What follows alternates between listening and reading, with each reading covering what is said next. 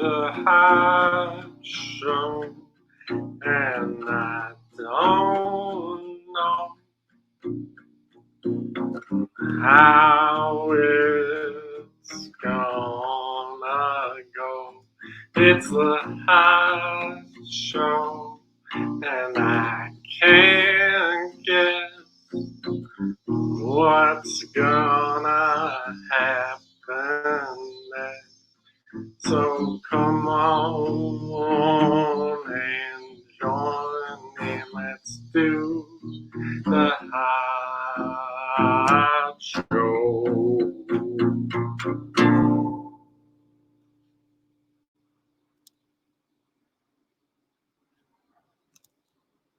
Hello, and welcome to the hot show. Hello. Cat. And I'm joined today by Sarah. Hello, Sarah. I'm really excited to have you here. Yeah, gonna be doing some astrology today. Really excited. I'm wearing my astrology shirt. Oh, yes. Which was made by our other friend hanging out today, Garbanzo. How yeah. Doing well. I always think it's a really silly thing that I end up getting into this like little voice at the beginning of like, yeah, like trying to get excitement, but like nobody's watching yet. Anyway, we just said hello and stuff. I don't know. It's fine.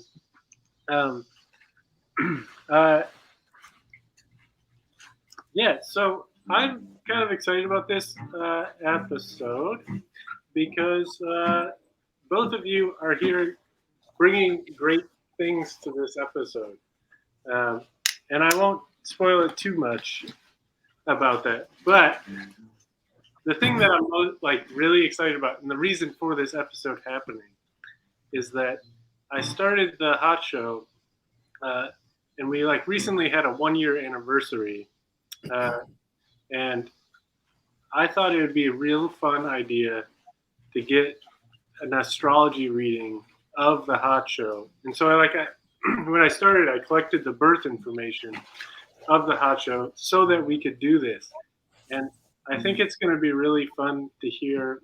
Sarah's going to provide some great silly insight into what the astrology of the hot show is. I'm really excited to hear about it. I was looking at the chart on the poster. There's some kind of interesting stuff going on there. There is. Yeah, because Bonzo, you're also an astrology person, kind of, right? Like you've had a lot of experience, like being a astrology person. I do. I for a while there, I was really studying it. I'm really excited to hear then, like what I've come up with versus what you see when you look at it. And yeah, we're gonna have to bring the chart up. Yeah. Yeah. Do it all. I feel like there's a question that I really just want to get out of the way right away, which is, what are your signs? Because, let's just go with sun signs, to start off with here, because I know it's a more complicated question than that. But, I think it's worth just kind of getting it out there. Can I say my sun, moon, and rising? Yes, yeah, please do. I want to do. I am a Virgo sun, a Taurus moon, and a Virgo rising. That's a lot of earth. It's so much earth. Yeah. I got a lot of water in the other areas of my chart. Oh, that's interesting. Well, maybe not a lot. A little water, a little fire, no air. I don't have a lot of air either. I think I have a bit of air. Your chart was very interesting. Oh yeah, you also looked at mine. That's fun. I forgot about that. You're pretty well rounded. You don't have a lot of fire, which doesn't surprise me, but a balance between the other elements. Right. And we have some similar. There's like some things that are the same with you, and some that are the same with other friends of ours. That's really interesting. We'll get Well, let's not get too deep into it yet. I first want to hear just the general from Garbanzo. What's your Sun, Scorpio, rising Sagittarius, Leo moon. I am a Libra sun and a Virgo moon and Cancer rising, I believe. Nice. Got it. So we also have another friend that's here. I don't know if this friend is quite as astrologically minded, but E, welcome. Hey. Hello. Hey, Hot. Hey, Sarah. Hey, Garbanzo. Hello. Now, I believe that Garbanzo and E, you've hung out here on the Hot Show before. Yes, the Simpsons episode. Right. Sarah, I don't know if you've ever met E before. I don't think so. Yeah, I don't think Good to meet you. E, Sarah? Sarah, E? Now, E, are you astrologically minded at all? I am open-minded. I would say that I am an evidence-based person, and a lot of the stuff. It's not something I've done a lot of research on, but the occasional times when I've read my horoscope or things of that nature, sometimes it's accurate and sometimes it's not. Yeah. I mean, it's especially hard, I feel like, with those like general horoscopes. Like, there's no way that you can like anything, like to do anything for that many people is never going to be accurate.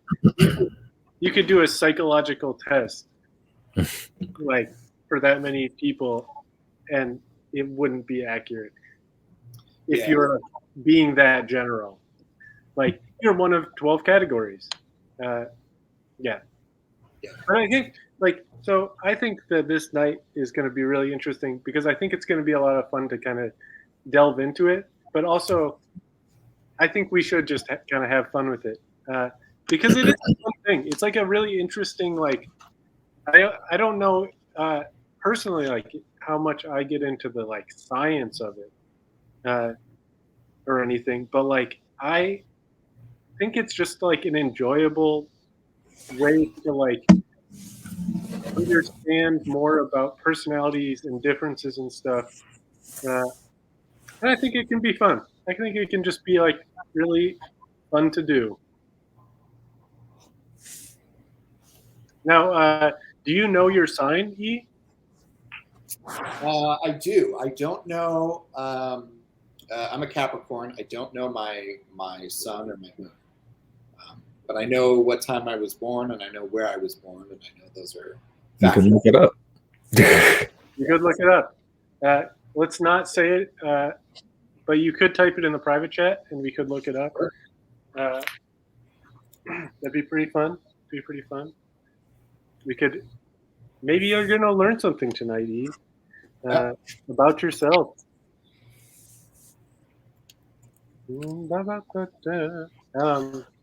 Yeah.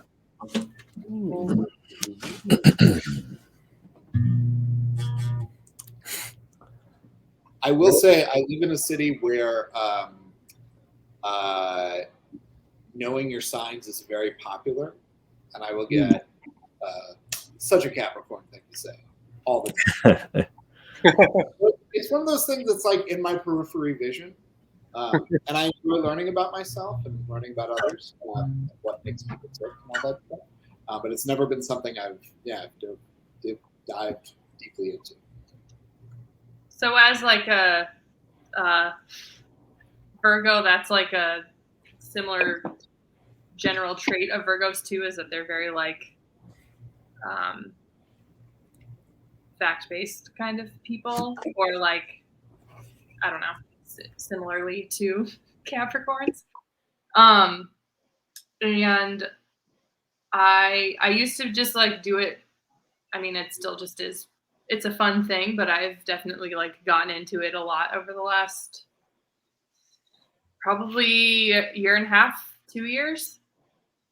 And yeah, I think it's like a really interesting way to. It's just like a different lens to learn about yourself and learn about other people, and not everything's going to be true, and that's okay. And like the astrologer that I like read the most from, her like kind of tagline is like, take what works and leave the rest. Like, this isn't set in stone. It's not like, it's a bunch of people trying to make meaning out of something. So like, yeah, like you said, like you can't be accurate for however many people are out. Like, everybody's different, and how you grow up and where you grow up makes such a difference too. Right. It's really interesting to pay attention. I've been paying more attention to like the larger themes that aren't necessarily based on a person, but are like based more on a community, or like the larger themes that like all of us might be feeling. And that's been really interesting to tap into.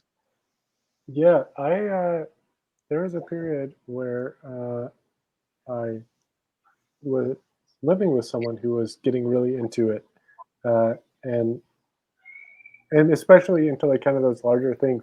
And I would listen, like overhear podcasts and stuff, and there were moments where they said something that like, oh, like through this week, you might be kind of feeling this way. And it would be like, I'd be listening to it after the fact, and I'd be like, that described so well the way I was feeling during this past week. Like, that's like uncanny. Like, it's just strange. And that was really interesting.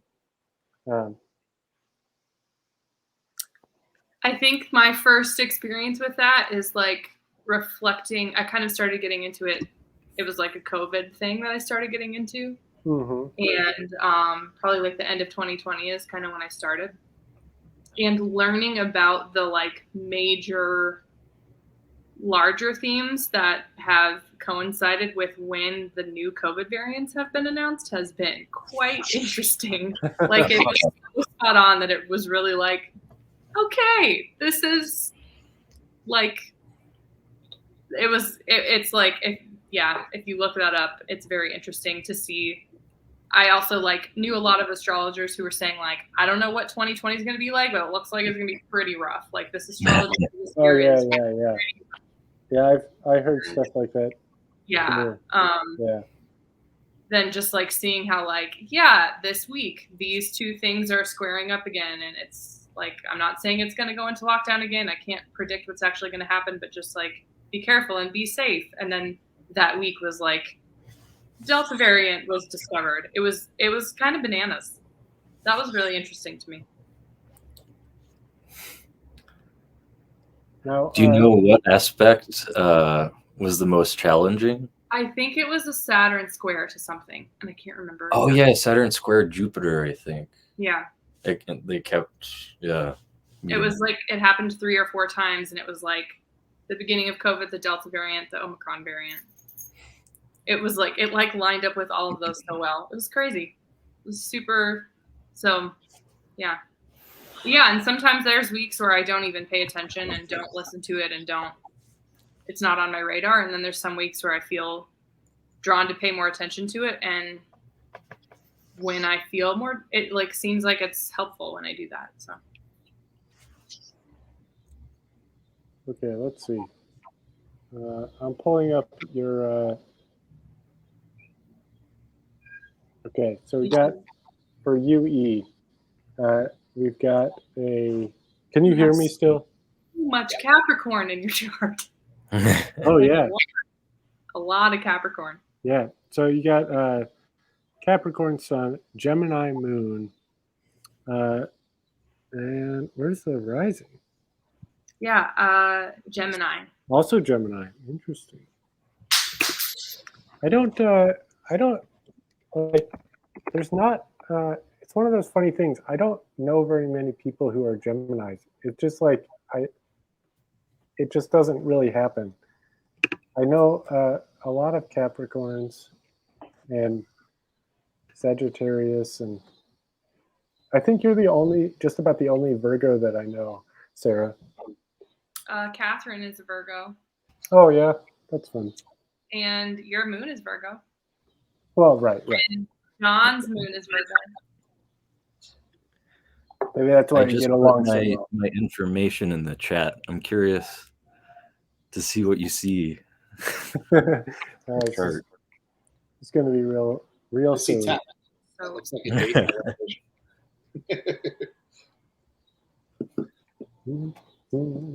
So, Sarah, besides like the ongoing, besides the darkness that was around 2020, what other notable things, astrology, and personality traits? What other things can we learn from by using astrology? I think I've learned a lot about like there's a lot of people in my life where I like read things like we've talked about it and I read things about their signs and like, oh, that makes so much sense. And it's like kind of I don't know, it helps me like interact with certain people a little bit differently or just recognize that like, oh, that's just a part of who they are and I need to like not fight that and just like honor it and respect it.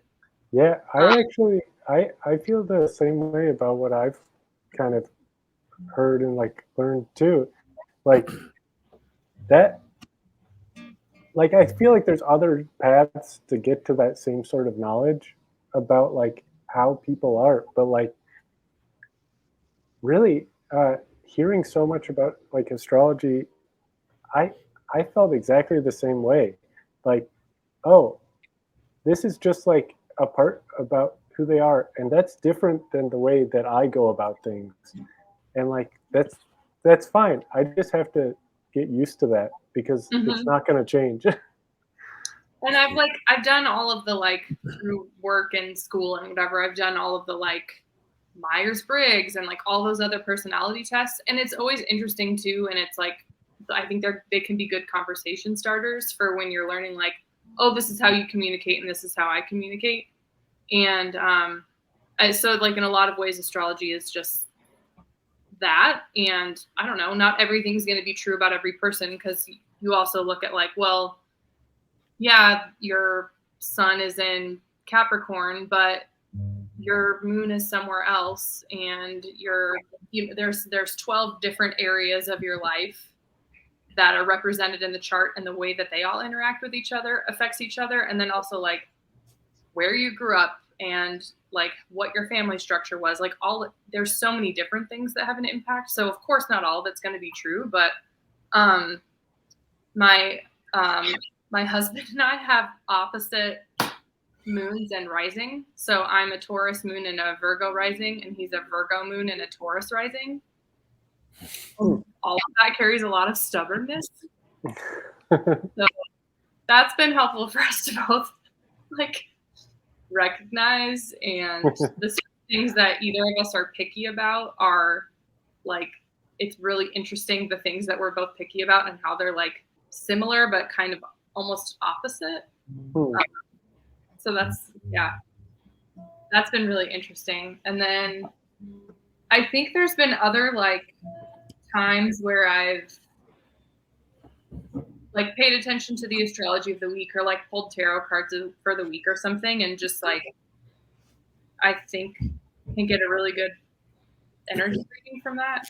I think somebody said this to me, and it has made a lot of sense to me, that like the easiest way to boil it down in the context of like there's all of these planets and forces and like magnetic fields and shit that like maybe the way that they're moving is affecting our body, and that's like why there's collective movements around like times of really intense astrology. But I like said that to somebody, and their response was like, yeah, I mean, the moon controls the tides and our bodies are like 90% water, so of course it makes sense. That's just like, sure, okay, yeah.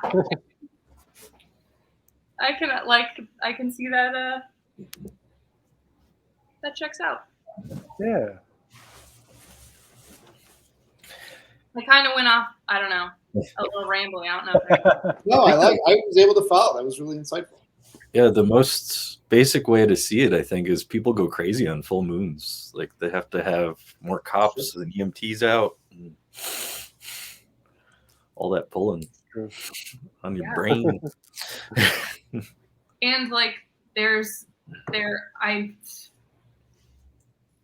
so I'm sure I read this somewhere. I don't know how true it actually is, but the like impact that the full moon has like on our serotonin levels and stuff. There's like actual studies showing the impact of just like the absence of light versus not. And I think it's a little less noticeable because we all just sleep with like blackout curtains and whatever. But if you think about like if you're camping or sleeping under the stars, like having this super bright thing disrupting your sleep versus having a darker sky, like, yeah, of course that has an effect on like light can impact our sleep so much. Like There was one time I was on a farm and I was camping, and there was a full moon, and you could hear the entire valley. All the animals were just going crazy. Like, I don't know why. It's like, because we were there for a little while and we saw a couple of full moons, but that one in particular, all the animals, like cows, were just like mooing all night, and like the chickens were like acting kind of weird, and like it was just like, what is going on? It was really strange, and it was like harder to sleep that night. Besides that, like it just kind of like felt like there was this like Did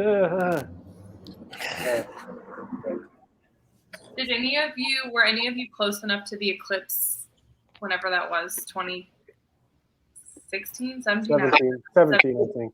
Were any of you close enough to the path of totality to notice that? Because in Missoula it was like 90-some%, so it got a little darker, and you could like see, if you were able to look at like dappled shadows, you could see crescent shadows. Those shadows were so cool. That was so cool. But I was like in the park when it was happening because they had a telescope set up at the McCormick Park in Missoula, and the birds went crazy. And I heard from people who were like closer to the path of totality, like in Rocky Mountain National Park, I think, like the elk were bugling, like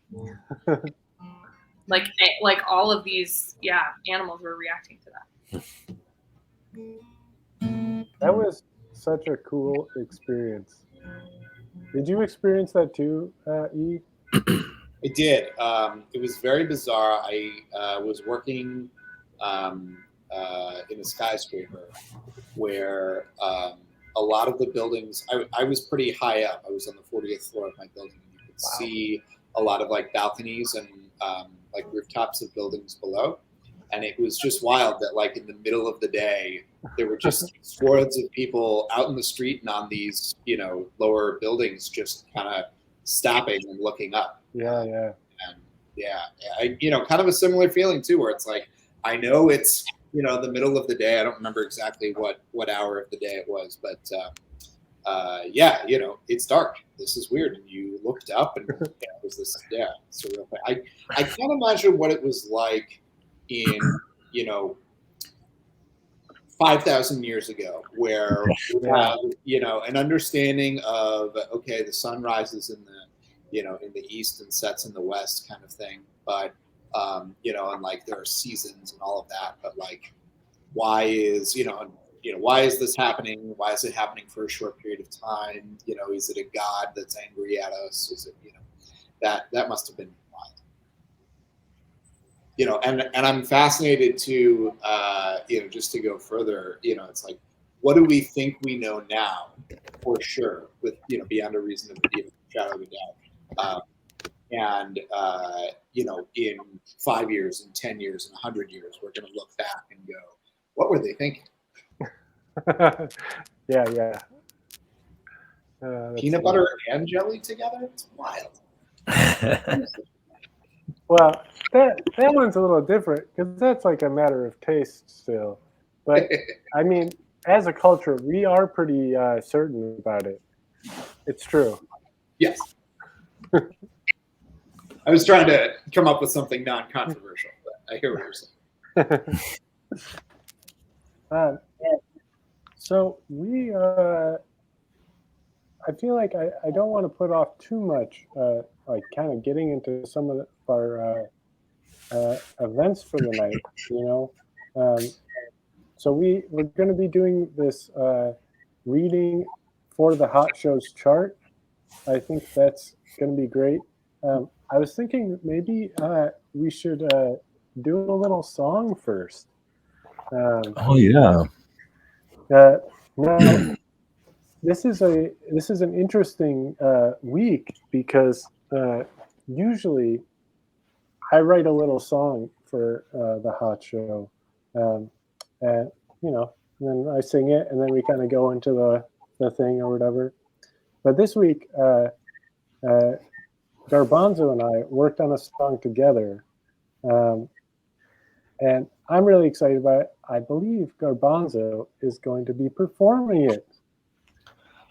Yeah. Why don't I do that now? Yeah, I'm so excited about this. Do you want to go into it? Because there is some like things I want to say about this song. Just like that, when we first met 9 years ago, we would just jam together, and not always talk all that much, but we would just kind of jam. And sometimes Garbanzo would just start singing little songs that he was working on, and the beginning of this song was one of those little things, and I'm so glad that it's been expanded into a real song. I'm so excited about this. Yeah. Here, I'll play it real quick. Yeah. Gonna make it wasn't me, it was my planets. The stars were simply not aligned. It wasn't me, it was an aspect traveling through my rising sign. And if you think that I'm an asshole, I think I know the reason why. It wasn't me, it was your planets in opposition to mine. So don't blame me. It's retrograding Mercury. When it turns around, you'll see. It wasn't me, it was my planets. The stars were simply not aligned. And though I claim to understand this, I got squares instead of trines. Well, it's not a choice, it's all been chosen. There's no need in wondering why. All my thoughts and my emotions are written in the sky. So don't blame me. It's retrograding Mercury. When it turns around, you'll see. I would think that with this Venus, I would be conjunct with you. But my Mars is crossed in transit against your natal moon.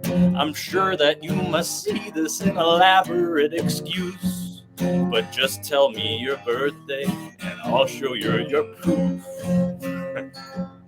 It wasn't me, it was my planets. That was choppier than I wanted it to be, but that was great. That was so good. That was great. I love it. thank you. Wonderful. It was fun to write that song. That's Yeah. Yeah. Yeah. You could tell you were having fun performing it too. Now I haven't have to- played for anybody in a while, so it, Yeah, a I little actually off. think this might be the first time in like a setting where there are other people around also that I've ever actually heard you play a song, like as Yeah, a I'm very private performance. about it. Like we've been friends for a long time, and I think it's the first time, and that was great. It was so I loved that so much. It'll be smoother. Just forgetting the words a little bit there. That bridge is nice that you put in on the end. I like the bridge. Yeah, I was pretty proud of some of those lyrics. Where, So good. Love it. yeah, We should probably get into the astrology. yeah, stuff. we should because Yeah.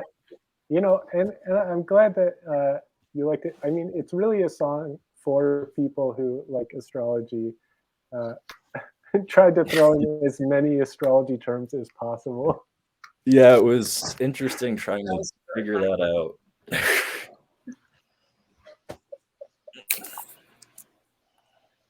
Did that make any sense to you? Yeah, absolutely. Absolutely. Yeah.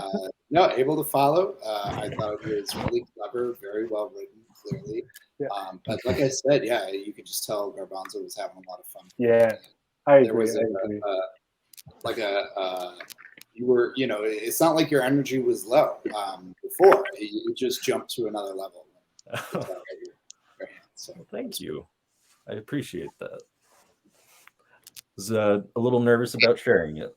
I loved it. It was so good. Yeah, it was great. Yeah. So, Right. yeah, where should we start? Do you want to share the chart, or should I put the chart up? Do you have it? I have a version of it. Yeah, I actually have two versions of it, to be honest. Okay. I am just trying to think if I have if you have it readily accessible, that'd be great. I can grab it, but mine Yeah. be Here, let me see if this one will be good for you.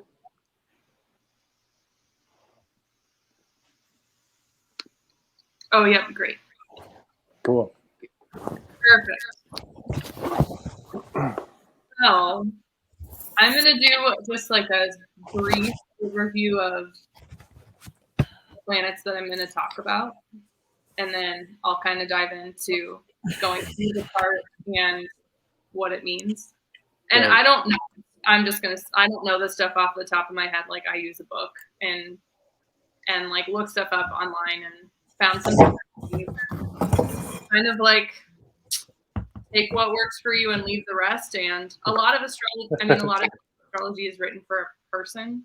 And so trying to find like nuggets that made sense more for this show was really fun. And it was really fun to find the common threads between all of the different signs. So just like a basic high level overview for the major signs that people talk about: your sun, your moon, and your rising. Your sun is like, oh shoot, let me find the right page. I have a lot of pages of notes. It's one of those things that like I know it, but I feel better just like reading. That sounds like a Virgo thing. Yeah. Virgos take a lot of notes. Such a Virgo. So the sun is like where you it's kind of corny, but it's the easiest way to remember it is like the sun is where you shine. The sun is like where you do really well. And the sun for the hot show is in Cancer. The moon usually represents like your body and emotions. And so that was like kind of an interesting one to look at from this perspective because the hot show doesn't have a body because it's not a person. So that was fun to just like still read about it and think about it in a little bit of a different way. And then your rising sign is like your motivation, like what motivates you. And so yeah, the sun, the other way like people describe the sun is like your life's purpose. And for some reason I don't resonate with that very much. Like I don't know why I like that word. But thinking about it like you're where you shine, where you do well. So it has a lot to do with how you present yourself in the world too. Yes, and that's like another thing I've heard is that like the sun is, like your moon. You might relate more to your moon because it's your body and your emotions. So it might be like for some people they might relate more to their moon because it's like so personal. But yeah, like your sun being like how you present and how you show up. So, the sun for the hot show is in Cancer. And then I think another thing too is like the reason it's so important with your trying to figure out your birth time and birthplace is that your sun, which is like what everybody talks about, right? That's like that's like a month long. Like Cancer season starts at the end of June or like the 21st-ish of June and goes about till the 21st or 22nd of July. And So then we're kind of cuspy. Yeah, so you are kind of. Yeah, and you can look at the chart on there and see how the sun in Cancer is just like where it's at in the so the sun, you probably don't know this, but the sun is the circle with a dot in the middle. Yeah, the sun is the circle with the dot in the middle. It's in Cancer. And you can see that it's right at the beginning of Cancer season based on where it is in the chart. Right on the edge there. And then, so the Cancer is considered the most like caring and nurturing zodiac sign. It's a water sign. And the symbol for Cancer is a crab, like a hard shell that protecting the like soft underbelly. The things that I felt like from Cancer, reading the Cancer that I thought were like, wow, this seems really true for the hot show. Cancer suns are good at initiating us into a feeling realm, really good at forming emotional bonds and creating spaces where bonding can occur. And then also part of astrology too, in the way that is houses, and I think this is set up in the whole sign. This might not have houses. No, I think this is I can't remember what it's called, but I think this one has variable houses. I don't know if this one's the one that I pulled was whole sign. I thought, and I thought that it was 7th house because let me look. Capricorn. 1, 2, 3, 4, 5, 6. It seems pretty accurate so far. Yeah.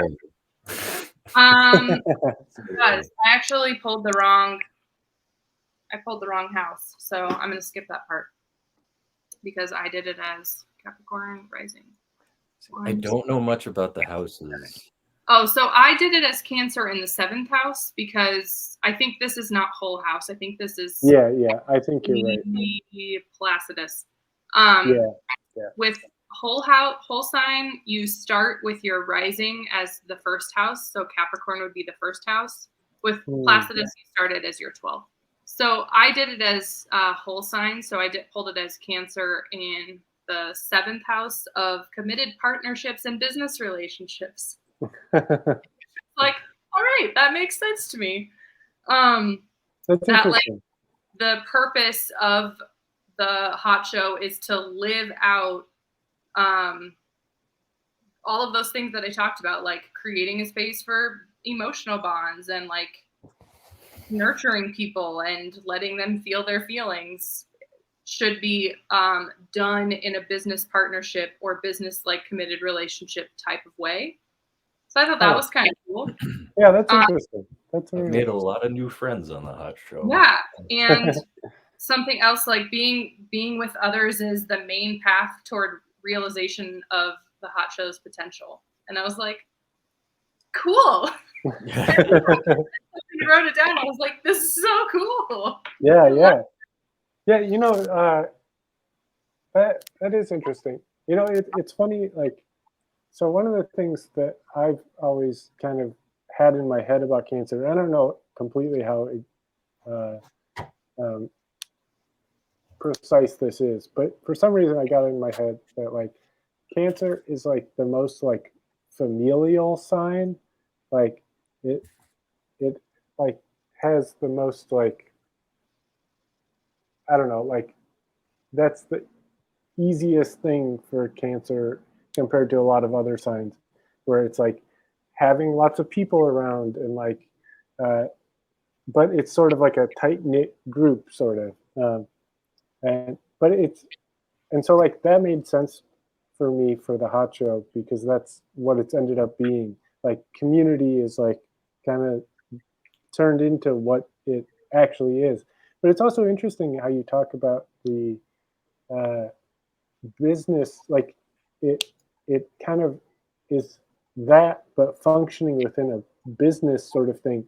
And I would say, like, even though in a lot of ways this show is nonsense and it's just like us all goofing around and doing like stupid stuff and just like, I don't know, I have also felt like it's like the only way to like do it is to kind of pretend that it's like a real job, like it's a real thing. And like, so like, you know, I work hard at it as a business, even though it's surely never gonna make any money. Yeah, you So that's write really a song every week. Yeah. I forces feel you like to be in that. And I can't making wait a for you to poster. No, I know. When I was looking at the chart, there were some things that also hinted at the same idea. it blew my mind reading this chart. Was just like, wait, like I was like getting giddy of like writing stuff down. So I was just like, this is like so on point. This is so cool. That's I'm fun. trying to figure out what's the midheaven about in Scorpio there. What's the Scorpio midheaven like? Yeah, Scorpio midheaven. I didn't dig into that because I was just like, that might be too advanced for this overview. Well, yeah, maybe if we have time and energy, we could get into that, because that is like everything else is like kind of like around the bottom there, and that one is just like sticking up. So then like I got really into, especially with the sun sign, I got really into the relationship of the sun to all of the other planets, and that's all of those colorful lines that you see going out from the sun to everywhere else. And this is where it like got really cool too. It was like, oh, the Cancer sun has a trine to wherever let's see where the Jupiter is. Sorry. I think it's down in Pisces. Jupiter in Pisces, yeah. So they're at the edge of the Pisces. There's three in between them, right? There's Cancer, there's three in between, Gemini, Taurus, and Aries. So that's what makes that a trine. And that's like a super, like trining Jupiter is considered like a super abundant aspect. And the way that it shows up in this chart is being able to show up in an expansive, inspiring, and an exuberant way. And I was like, oh, that's so great. And then the sun's relationship with the moon, which we'll get to the moon a little bit more, but the sun's relationship to the moon in Capricorn also highlighted the needing to like express your potential through like partnerships and cross-pollination. So it's just like that's a theme that came up over and over again, like expressing yourself through partnership, which is like, I think a big part of the, that's like that's the hot show. You come into the show with other people and create a show with other people in partnership with other people. I mean, and this week wrote a song with somebody. Wrote a song with Garbanzo in many ways, so that Garbanzo would like come into doing that, because I'm really excited about that. Yeah, it made me wanna write more songs and play them.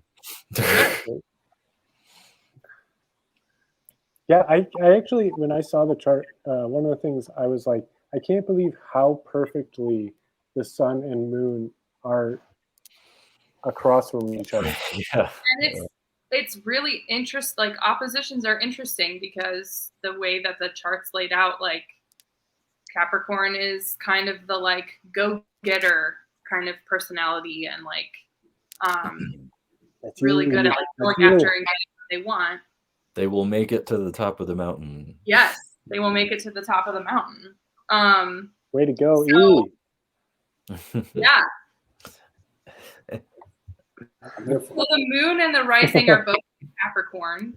And Right. because I pulled it for whole sign houses, that means they're both that the moon is in the first house. And your moon being in your first house can mean that you are able to feel others emotionally, physically, and spiritually, like as part of your second nature. And I think that like it's another testament to like this show has been able to keep going for a year because people show up week after week, and sometimes it's the same people and sometimes it's different, but there's always a connection.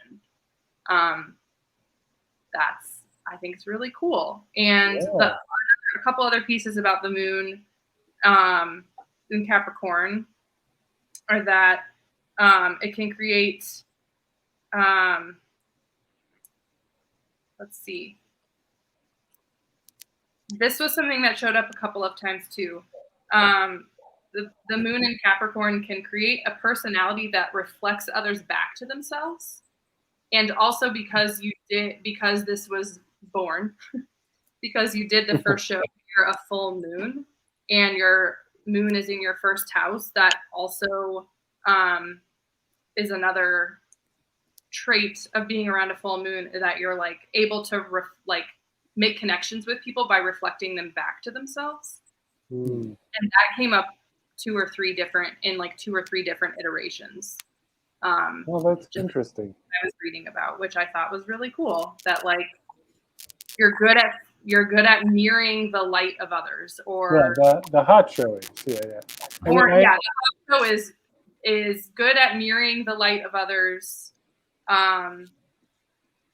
A source of inspiration and energy, and able to reflect others back to themselves. And I was just like, that's pretty cool that showed up in like 3 different ways. Yeah, that's very interesting. And then the Capricorn rising is like the motivator, and Capricorn is like known as a really hard worker and able to perform incredible feats and accomplishments over long stretches of time. And I think being able to do this nearly every week for an entire year and picking a new theme every week is pretty incredible feat. And like writing a song every week and like having people show up and engage is really incredible to do that, especially like in a digital space. I think that's incredible. I think it's insane. It is insane. It's insane. It is. It's incredible to me. Like when I stopped to think about it and was reading about this, I was like, hell yeah, that's huge. That's so cool. Let's see. The other kind of piece of the Capricorn rising that I thought was really cool is where did we go? Where did we get here? Some of the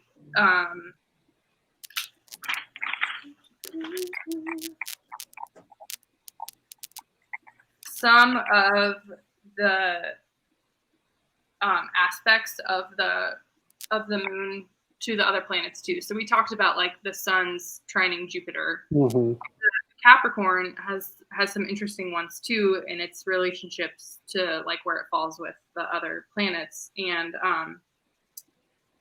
there's another like piece of astrology that each sign has a planetary ruler that that like impacts how that sign shows up. And so for Saturn rules Capricorn, and the way that can show up is being a keeper of tradition and the ability to just like have really incredible discipline and see things through, and like build a structure that's going to last.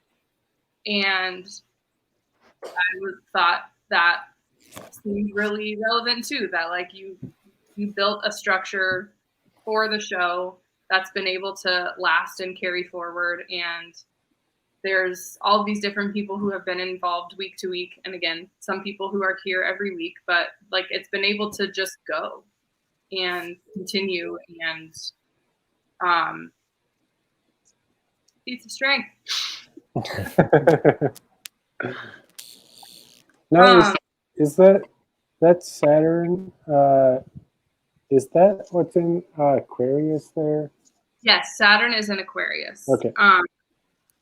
And yeah, there was just a lot of those, like a lot of things that came up again when I was looking at the relationship of the Capricorn rising and moon to other planets. That like themes that came up again were like connecting through emotional bonds and emotional connections with many people, and like reflecting, like connecting with people by like reflecting their light back to them. Like those themes just came up over and over. And it was really fun to like explore the chart in that way. Yeah, there's like there's that opposition from the ascendant, the rising sign, like over to the Venus, which is like yes. Like so the let's see. Venus. I don't know if you necessarily. Yeah, I mean, it's stronger with the one next to it, but like, I don't know. That's because that's like kind of like a about relationship, right? Like Yes. Venus is like about relationship often. Yeah. And for the hot show, the Venus is also in Cancer, which is like a really nurturing relationships kind of sign, like emotional connections with a lot of people and nurturing a lot of people. And I think, I'm glad that it worked out. Venus is in Cancer, so I was like, "Is yours or mine? Is yours mine?" My Venus is also in Cancer, and that's like that's interesting. In its home sign, nurturing way of relationships. Oh, that's interesting. Because I think it's good that it didn't turn out that like the Venus was in like a very like passionate romantic sort of way, and instead it's like sort of like a nurturing community way. Yeah, I think if the Venus had been in like, I don't know, if the Venus had been in Capricorn or Scorpio or Aries, that would be very different. Right. So that's a good place for Venus to be. And that's, it's like it's a place where Venus does well, if you want to talk about it. Yeah, I'm kind of glad, honestly, that there's not a whole lot in Aries, because like my understanding of Aries is really strong, but not very long lasting. Yeah, it's a hot fire, and they're right. like can be like really passionate people, and like really push to get things done. And I know a lot of very great, awesome Aries people in my life. A lot of Aries people that I know are like I have like, especially some of my friends out here that are like Aries suns are super adventurous people. Like they do a bunch of like super hardcore like backcountry skiing and whitewater rafting and like super intense kind of stuff. Like there's a lot of Aries people that I know, that the Aries sun specifically, that like that's their like part of their personality. And it's Are you in Montana? yes. Oh, okay. We are very near each other. Oh, nice. think. Yeah, I live in East Missoula. Okay, I'm in Frenchtown. Oh, cool. Yeah. Because nobody can afford Missoula anymore. That's It's too expensive. Yeah, that was kind of like, that was the extent of the reading that I did for the Hot Show, but I also did a little bit of a reading for Hot the Cat and found some interesting crossover, or just like relationships between the Hot Show and the creator of the Hot Show that I found. Now, before we delve into that, I'm kind of curious, like, like, kind of what your perspective is, like, just kind of like hearing this, because, like, I don't know, like garbanzo, like I know that you've been into this, and like looking at this, you can kind of come up with some ideas, but like I'm sure this is just like a weird visual thing that you're seeing. You probably haven't seen too many charts, so I'm just kind of curious what how you're thinking about this, like as you're listening and everything.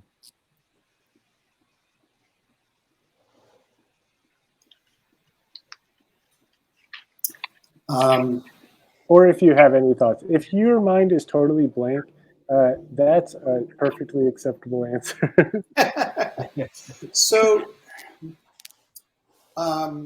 it's, to me, I'm my focus and thought is more on the, like, as far as personal development, is more on the emotional intelligence side of things. That's what I've dabbled more into and invested my time and energy into.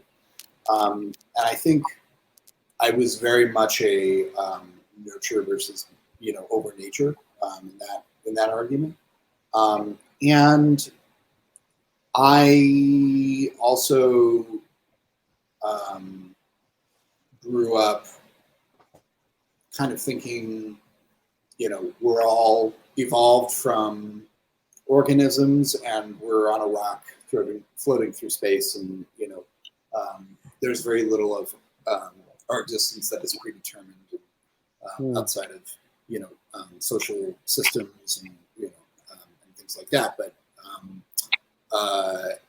as I've gotten older, as I've seen things, I can't quite, it's like, well, I'm 5 miles from my destination. With traffic, it's going to take at least 20 minutes, and I've only got 10 to be there. And suddenly the traffic just starts moving, because I just said, you know what, whatever, I just surrender, or something like that. Or like, I'll meet somebody and, it'll turn out they're, from 5 minutes from where I grew up, and we just never crossed paths. And, or we live in the same town now and shopped at the same stores. And then, it was great to have them,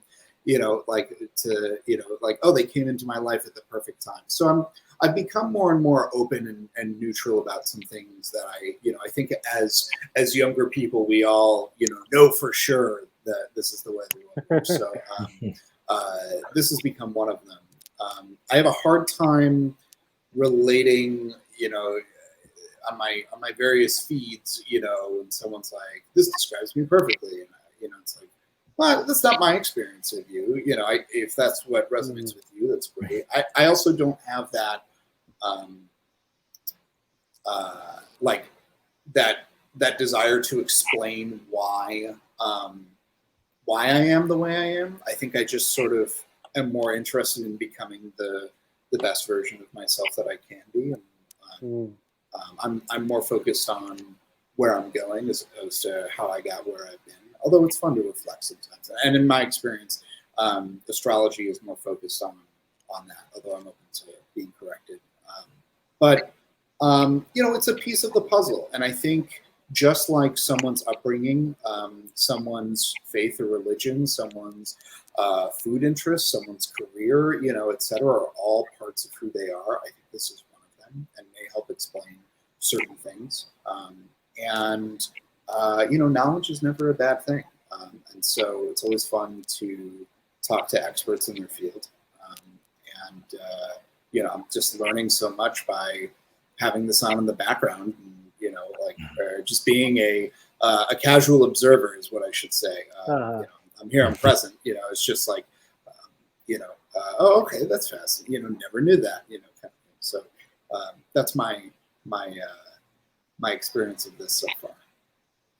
I feel like I've changed a lot in that way over the last couple of years. Like I used to be a lot. I feel like I relate a lot to what you said, but in the last couple of years, I've kind of done a 180, and especially because I just recently, in the last 6 months, started seeing a new therapist, and like I just thought something that you said was so interesting about like wanting to become the best version of yourself, and I think part of why I started to like latch onto this a little bit and kind of what I've been working on in therapy is like realizing that there's like so many things from my past that have impacted me, and in order for me to become my best self, I have to like reconcile with some of that stuff, and this has been a really helpful tool for me to do that.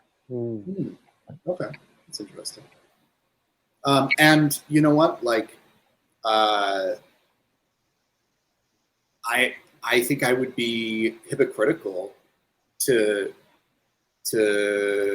I think anybody would be to go against that, like whatever is going to get you to the place of being happy, being the best version of yourself, healing, whether it's just one generation or generations of trauma, do it. Whether it's therapy, whether it's doing an eat, pray, love kind of thing, whether it's going into I think because I've I did more of the like workshop emotional intelligence kind of courses. That was my way of processing and learning about myself and delving into that. So but again, it's like I think I needed to do that to be open to having this conversation we're having now. So it's all perfect, Yeah. There's no right journey, Yeah. That's why there's a million different modalities for everything, for spirituality, for, I don't know, whether you prefer chiropractor or massage or whatever, like everybody's different, and everything works differently for different people. So I think that's like beautifully said that, it ain't like not everything's for everybody, but like that's also beautiful. Yeah, there were some things in there between what both of you said that like that I think like self-knowledge can like is never a bad thing. I mean, it can be hard. It can be a hard thing, but I don't think it's ever exactly a bad thing, because it's always kind of a way to move towards healing. And there's something else that I was reminded of that I don't know if it exactly relates, because I think it's from a conversation that I heard, like an interview that I heard, that was about something that was pretty different than this. But the idea was kind of about the modalities and finding things that work for you. And it really was very striking to me. And it was this idea that like, if someone can like hold a crystal and feel better, like, and if you're kind of like upset that like that doesn't make any sense, like there's like no rationality to that, like the person that's feeling better because of a crystal is like doing better because they're feeling better, like there's the modality is working for them, and it probably won't work for you if you if it doesn't seem rational to you. But like, if it works for them, like, that's cool. Like, that's great. Like, hold all the crystals you want, you know, like, because like that's how you're feeling better. And like, are you currently holding a crystal, Garbanzo? A zeolite. Amazing. Now, I'll flip the coin on its head and go. I don't necessarily subscribe to crystals, but I know and respect and value people who do, and so I've been gifted several and appreciate them. And they sit on my windowsill because I know that the sun charges them or charges some of them.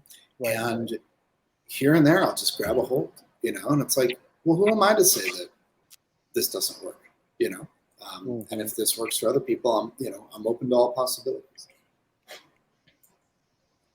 The other thing that you hear a lot, we're getting all philosophical and a little off topic, so I apologize. Just you spend so much more energy disliking something than you do just like surrendering to what is. And if now that's not to say you should just say, well, this is what's happening, in every phase of your life, but like particularly with the things you can't control. The biggest thing we can't control is other people. Right. That's giving me a lot of peace. Otter. Oh. Wanna show off a little otter? When does Otter get his own show? Yeah, Otter show. He has a segment. He does have a segment. Yeah, we do some Otter Time. Unfortunately, the person who has the bumper for Otter Time is not currently here. At some point I'm going to have to get that. I don't know. Wow, that was really nice. I didn't really know what to expect when I asked you what was going through your head, but that was it was eloquent. Yeah, it was really eloquent, but also like I feel like it kind of it put this all in like a little bit of a different cast for me. Like it not just like how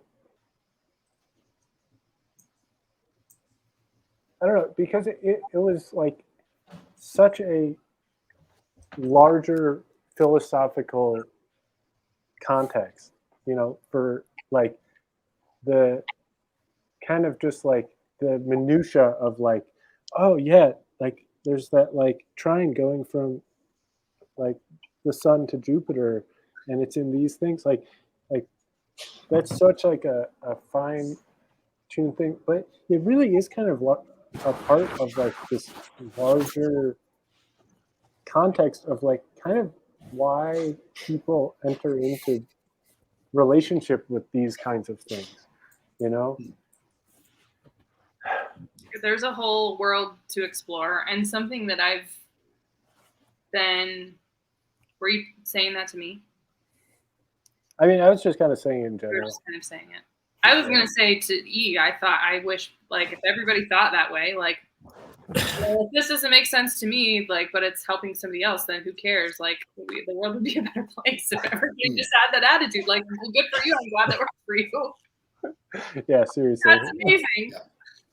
There's a whole. I mean, there's like I barely scratched the surface of how astrology can be used, and something that I've been just trying to like focus on a little bit more and learn a little bit more about is like I was talking about like the bigger picture stuff and how it's affecting all of us and how important it is to like consider our communities and not just our own chart and how we like and not just like silo ourselves like, well, this is the way that I am, but paying attention to, I don't know, that's just like a whole different realm of a way to use astrology if you're looking at your own chart and how things interact with you, that's great. But if you're able to find somebody who does readings for like what's going on more collectively, there's, I think, something to be said too for like finding modalities to explore community care and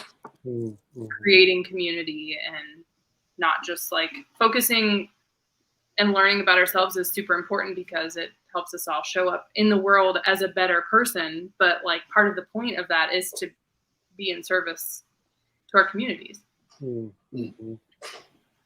which Yeah, I really, is really, really hard over the last 2 years. right. Incredible that you have created this community that's like been going strong for a year now. I really like earlier you referenced astrology as a tool, and I thought that was like a really good way, because like I think there's a really good way of like putting it, and I've heard that before, and I think it's like the best way to describe it. Like when we're talking about, whether we're talking about like self-knowledge or kind of like how we could connect to our communities or the larger world, and like how to like understand our relationship there, or maybe even kind of build that relationship. I think that astrology is like one tool that you can use for that. And like in the same way that you mentioned, like that you had those like I forget the phrase you used, like the kind of like self-knowledge, like workshop things, like, and I think some people like might get there through like music or something, like, but it's just like a tools that you use for doing these things, and like, I don't know, it's like you just gotta find the one that works. You gotta like I don't know, going to a meditation center or something, like it's something that helps you, live your best self or whatever. Or whatever. I think like for me too, it's important. I grew up with like in a pretty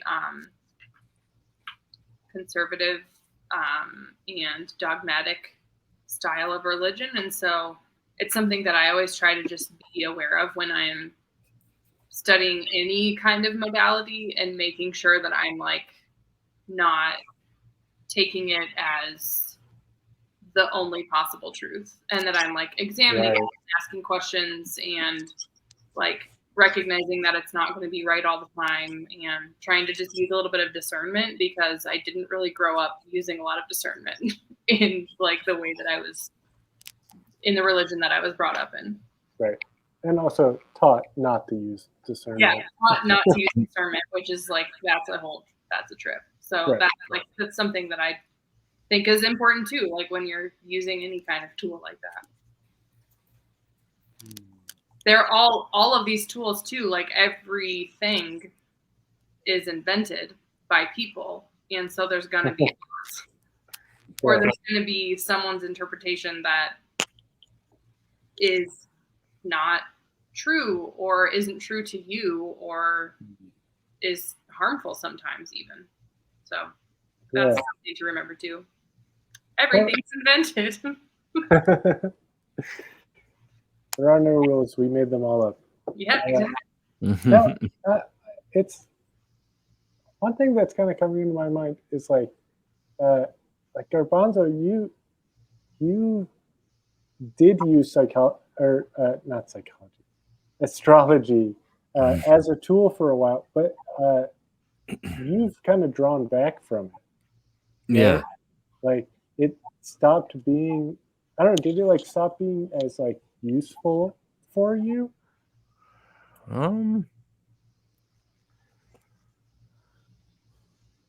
That's a difficult question. I'm not sure what did that. I did start drawing a tarot card every morning, And I find that practice really useful for me. Do you still do that? Yeah, today I got the Fool.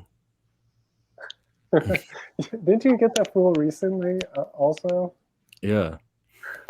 It's funny because I just pick certain ones over and over again, and some of them never. I lived with somebody who did tarot readings fairly often, and they do the 3 card, and they would do the past, future, or past, present, future, and they said that they could watch cards move through them, like where it would be in the future, and then like a few weeks later, it would be in the present, and then it would be in the past. It sounded so crazy. Yeah. Interesting. Yeah. Maybe I should try doing a three carder. Yeah, it wasn't like every they didn't do it every day or anything. The single one is just like a general thing for the day, and it often lines up. It's sometimes I'll do it at the end of the day, sometimes I'll do it at the beginning, but do you ever feel like it influences you if you do it at the beginning of the day? Probably Not in that conscious way. not consciously, but I'll like by the end of the day be like, oh, that was right.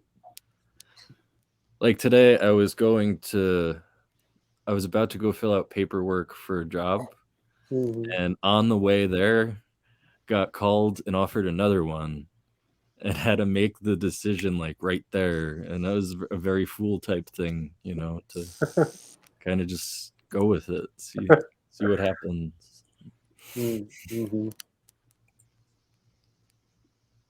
What did you decide, if you don't mind me asking? I went with the one that called me.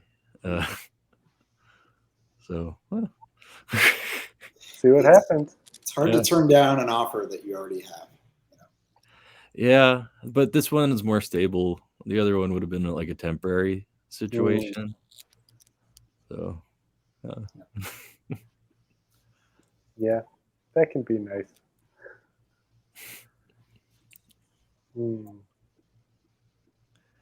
I need to work on my stability more, for sure. Yeah, I understand that. Well, maybe we should get back to the reading. I feel like that was a nice little journey into like a totally different, unexpected, wonderful conversation. I think that's what, like, something that I like about any of these tools, whether it's like astrology or tarot or any of the like EQ workshops that you can take or other like personality quizzes. It's like it gets a really good conversation going always. I've always like super interested to hear how that shows up for people. Well, I'm going to transition to being an audience member. My dinner just arrived, but I'm here and I'm listening. I just figure you don't want to watch me eat on camera. So. I mean, whatever. But thanks so much for joining for a little while. It's really been lovely to have you. Yeah. It's been one of those things where I always know this is on and I never take advantage of it for one reason or another. Something always comes up on a Thursday, but I'm always glad when I do join. So, Sarah, nice to meet you. Garbanzo and Hot, great to see you again. Great to see you. Thank you for coming.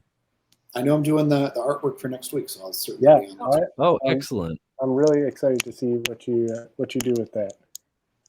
Oh, that's fantastic. All right. Good night, guys. Bye. Here's okay. You figured it out pretty quick. Sometimes people take a second to figure out how to get out of there. All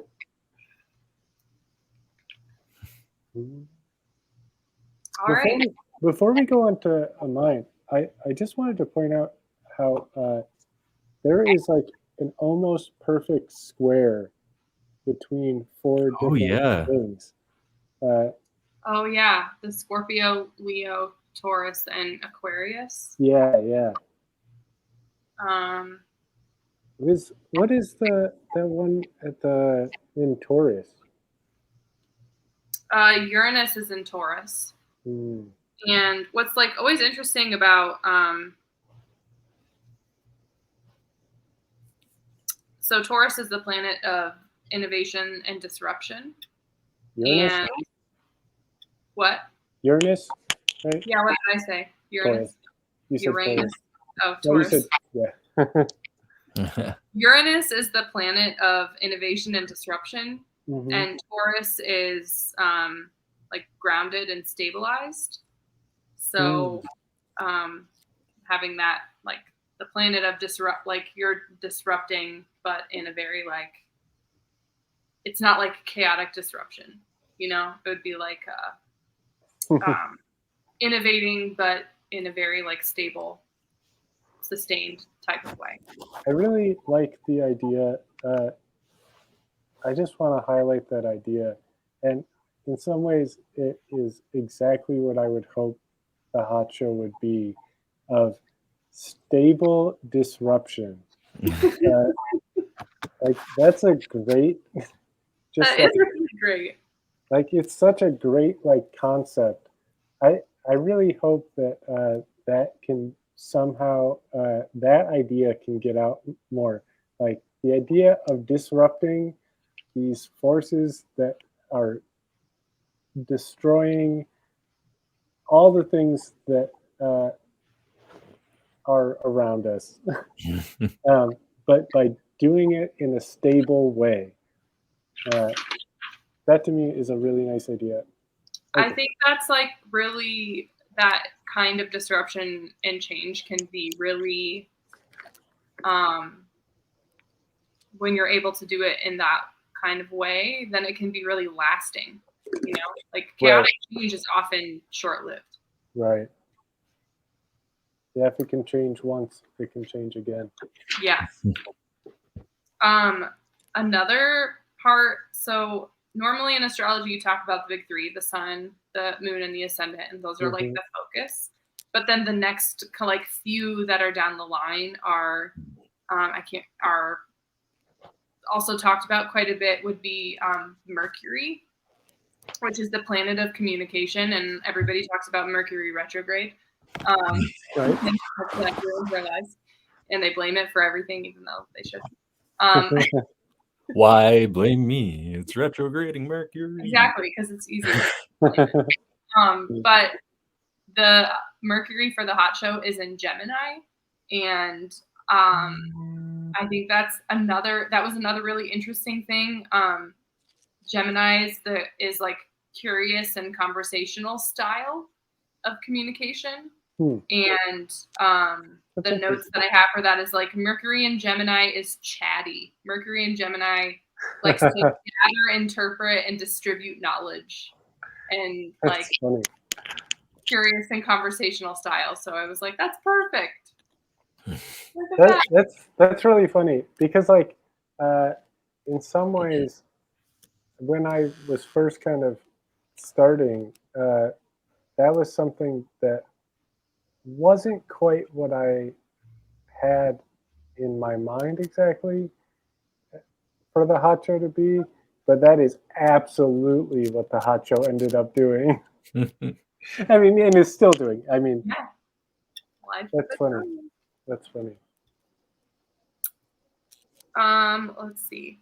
I think we talked about Venus and Cancer a little bit because it's also opposing the like way that it's opposing your ascendant and Pluto and Moon.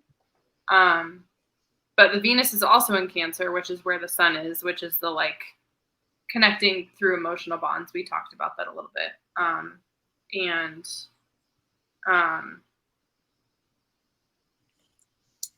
Then let's see. The next like big one is Mars. And that's the planet of like aggression and where you take action. And the Mars for the hot show is in Leo. And Leo is a fire sign that is more about like being really courageous and taking like bold action. My Mars is in Aries, and your Mars is also in Aries. Oh, yeah. I And think mine is too. is yours Really? too?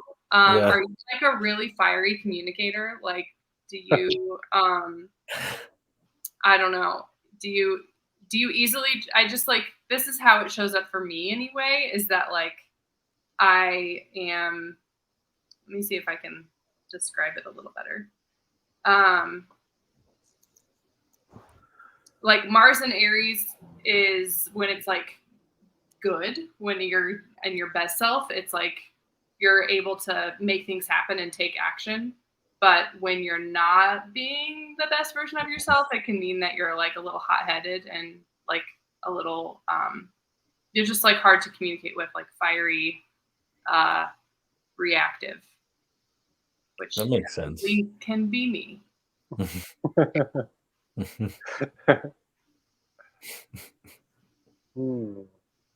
interesting. Which is so like, there were some things that when I was looking at Hot's chart, I was like, that is so surprising to me. Well, okay, so I do know that, yeah, my Mars is in Aries, right? And if I remember right, it is squared to like everything else in my chart, like, Oh, which makes it so like that energy like doesn't work with any other energy. that's really interesting. If I remember correctly, I could be remembering that wrong, but if I remember right, it was like this like weird thing where it was just like squared to like a whole bunch of stuff. No, it is. Yeah. Pluto is super heavy in my chart. Oh yeah, that's right. I've got a lot of Pluto. What's the hot shows on here? Capricorn. Capricorn, right? It's in Capricorn, yeah. Mm-hmm. Which I don't know if I.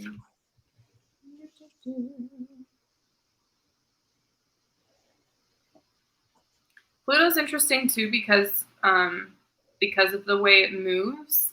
Like Neptune and Pluto, because of I think it's Neptune and Pluto. They're like the generational ones. Right.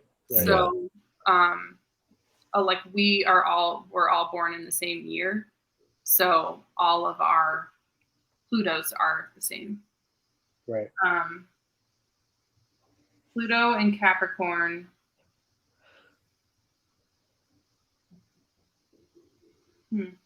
I don't know how to read that one. I guess I did take some notes. Okay. Pluto and Capricorn in the first house. Depth and intensity, facilitation of personal power for good. That's interesting. Yeah. I want to know what it is for Scorpio. All of ours. Just like where it is for all of us, because I think since we were all born in the same year. I'm pretty sure it's Scorpio. Because it stood out to me because I'm a Scorpio and my Pluto is also in Scorpio. Yeah, okay. I guess it depends on a lot of things. Yeah, in Scorpio. Is your Neptune in Capricorn? I can look. Ooh, I think so. I think those two are the... Yep. And Uranus and Sagittarius also. So I think all of us probably have possibly our Saturns, our Uranus, Neptune, and Pluto might all be the same between the three of us because we're all born in the same year and we're all born close enough together that we wouldn't have like hit a time where it had moved aside. Mm-hmm. Yeah, maybe the Saturn would be different. But yeah, maybe. Yeah. But I think the rest probably would be the same. The rest are the same. Which is interesting too. Like if you read about any of those and look at that with the like Boomer, Silent Generation, Gen X, Millennials, that's also really interesting. Yeah. To look at those side by side. I love all of that kind of stuff. I like all of the personality types and just like any of those types of things that help me understand other people. I love all of it. Yeah. Well, People are usually surprised when they find out I'm a Scorpio, because I think my Sagittarius rising kind of throws it off. That's interesting how that happens with people. I think like a lot of people focus a lot on sun sign and but because you're rising, I think I said this a little bit backwards earlier. Your sun sign is like how you either like can find purpose or how you shine, like how you feel like you can do well. But your rising is like your motivation, and a lot of times that's more outward facing. And so for a lot of people, your rising is going to be more of what they perceive.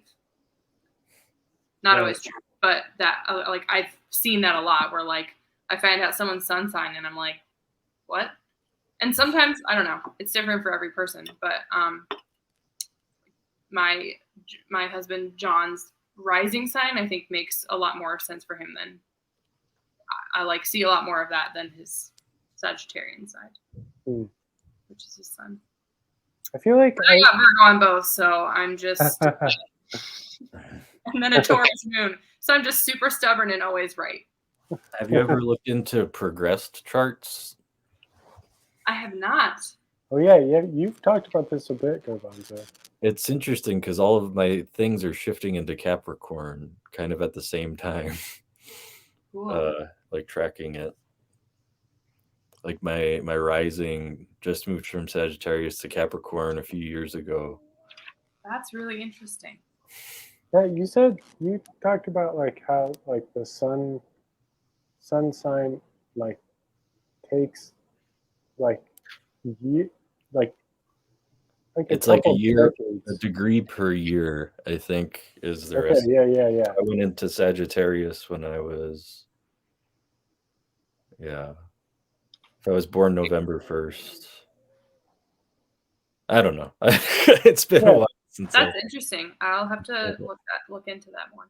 They're all different methods that people use for progressing them, so I'm not sure what the best there's one a lot of different. And like I said, there's one method that I use because I haven't.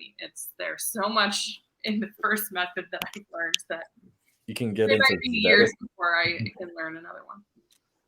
Vedic astrology is a lot different than Western. Yeah, I think Chinese too. Oh yeah, Chinese astrology is very different.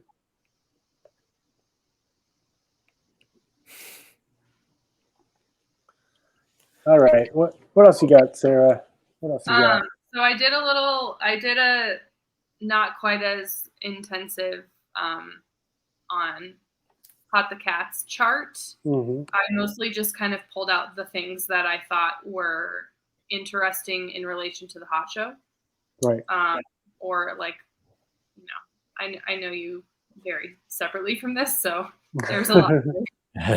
There's a lot of things I'm like, that's very true, but it maybe doesn't apply to this situation. So yeah. That's fine. But something that I think Hot the Cats, I think you said this before, your sun is Libra, your moon's in Virgo, and your rising is in Cancer. And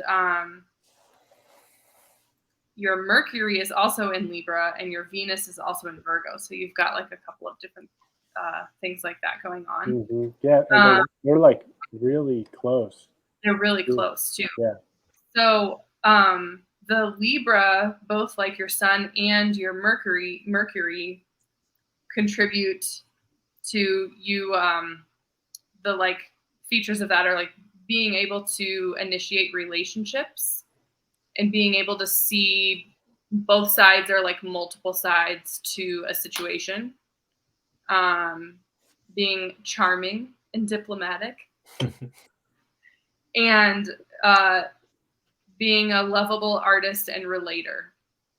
And I thought all of that was like that for somebody to kind of create this thing and then like move it forward and being able to foster all of these relationships and conversations and ask really good questions. I thought that was pretty interesting. Yeah, that's nice. Your Virgo moon is nurturing the life of others and by being of service. And because of the house that it's in your third house of connecting with lots of other people. So just like kind of another one of those like nurturing pieces, which normally I feel like I associate with Cancer, but the way that it shows up for Virgo can be like, it can be like doing things for other people to show them that you care about them and connecting with different people. Makes sense. Yeah. And then your rising sign is in Cancer, which is the same, which is the sun sign for the hot show. So there's a lot of similarities between those two, mostly being, and like this shows up in your moon too, like caring for others, being able to make a safe space for emotions and a like safe space for people to be vulnerable. And Cancer rising is ruled by the moon. So we talked about Capricorn rising being ruled by Saturn. Cancer rising is ruled by the moon, and the moon fluctuates so much. Like the moon, I have behind me here, the moon phases. It's changing every, like, as we're moving every day, the way that we see the moon changes every day. And the moon's always blooming, releasing, and being reborn. And we're actually experiencing a new moon in Leo today, which is a little bit. Oh, that's fun. But something that, like, when I was reading that, it really, the weekly themes really struck me. It's like, you're doing something different every single week. And that is quite the feat for the, like, Capricorn to be able to pull off. But that was just, like, that really struck me as, like, oh my gosh, you're doing this every single week and you're doing something different and you're writing a new song and you have different people coming to this space and sharing in this really awesome thing. And I thought that was really cool. Once again, I will reiterate, I think it's insane. It is. It's so impressive. It lines up pretty crazily. It does. And so that was like, I tried to take some notes on just like where I saw all of the just like where I saw all of this stuff crossing over. And so much of it was just like creating a caring and nurturing space for people to show up and be vulnerable, and creating a space where connecting, where people can connect through emotional bonds, just like creating and fostering connection through doing this every week and letting anybody participate or watch. Do you happen to know anything about the moon in Leo, since it's in Leo? Yes. So the moon in Leo is the new moon in Leo is happened at like 10 o'clock this morning or something like that. And that's when I got that phone call. Oh, really? My natal moon is Leo too, so it's weird that I felt that impact so strong. And I wanna like, I'm just on a tangent, so I'm just gonna read from it a little bit. The new moon in Leo is like, set your courageous intentions for the next 6 months. Like, that's something that I didn't really talk about earlier with astrology. Like, the larger way that I have been practicing with it is looking at all this. Like, I just see a lot of cycles and a lot of patterns that are like, oh, this is just like another chance for me to like work on this thing. And new moons can be a really good time to set an intention and say, like, I'm going to work on this thing and just try to like put some of my energy behind this for the next 6 months.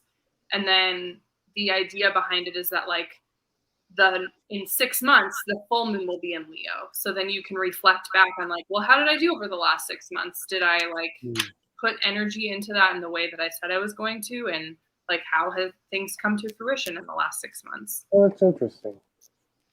So that's something that I really like about, like that's something that really works for me is working with the new moon. And like for this new moon, I think there was a lot of energy about like renewing wherever the moon shows up in your chart, wherever Leo shows up in your chart, like renewing that part of yourself and like taking action and courageous action to renew that part of yourself. And for me, it's creativity. And and it's just like kind of in line with what I'm working on right now. So Nice. I don't know if I don't know. That's one of those things I'm like, hope I did it. I like the idea of I don't know if I've ever heard that like the new moon and then like 6 months later is the full moon in the same sign. Like it's really interesting that happens. The new moon is always in the sign, the sun sign. Yes. It is, and the opposite is true for the full moon. Full moon, yeah. So the full moon will be. Hi, Max. So the moon will be full in Leo in Aquarius. Yep. In January. Hi, Max. And Hello. the full moon will be in Aquarius. Yeah. So it's really interesting that you just showed up, Max. I was literally just thinking about you as part of this conversation that we're having. Yeah, I know. That's why I joined. Now, Max, do you know what sign you are astrologically? Of course I do. Are you going to tell us? Yeah, I'm a Pisces. What are you all? I am Virgo sun, Taurus moon, and Virgo rising. I am. I think. Wait, I looked this up the other day. I wonder if I wrote it down. I looked up those things too. If you don't have it written down somewhere, if you put it in it was like Sagittarius, because I never think of Sagittarius. Like Sagittarius moon or rising. I couldn't remember, but I like never think about that one. So I was kind of interested by that. I am a Libra sun, Virgo moon, and Cancer rising. Sagittarius rising, Scorpio sun, Leo moon. And what do you say again, Sarah? Virgo sun, Taurus moon, and Virgo rising. Interesting. So you have two of the same ones. Yeah. Yep. I do. Extra, I don't know. Are you very fastidious with the Virgo? What do you mean by that? Expand the question.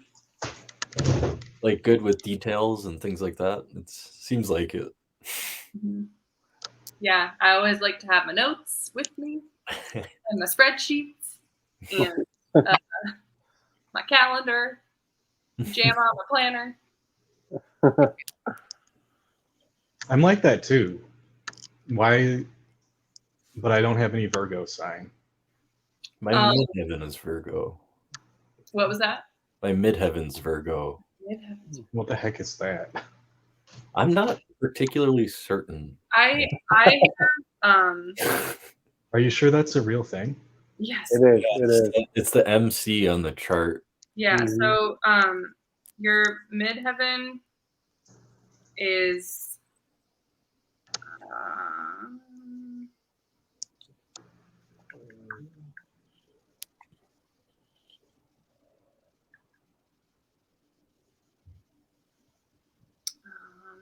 I understand the DC better. I'm just gonna look it up because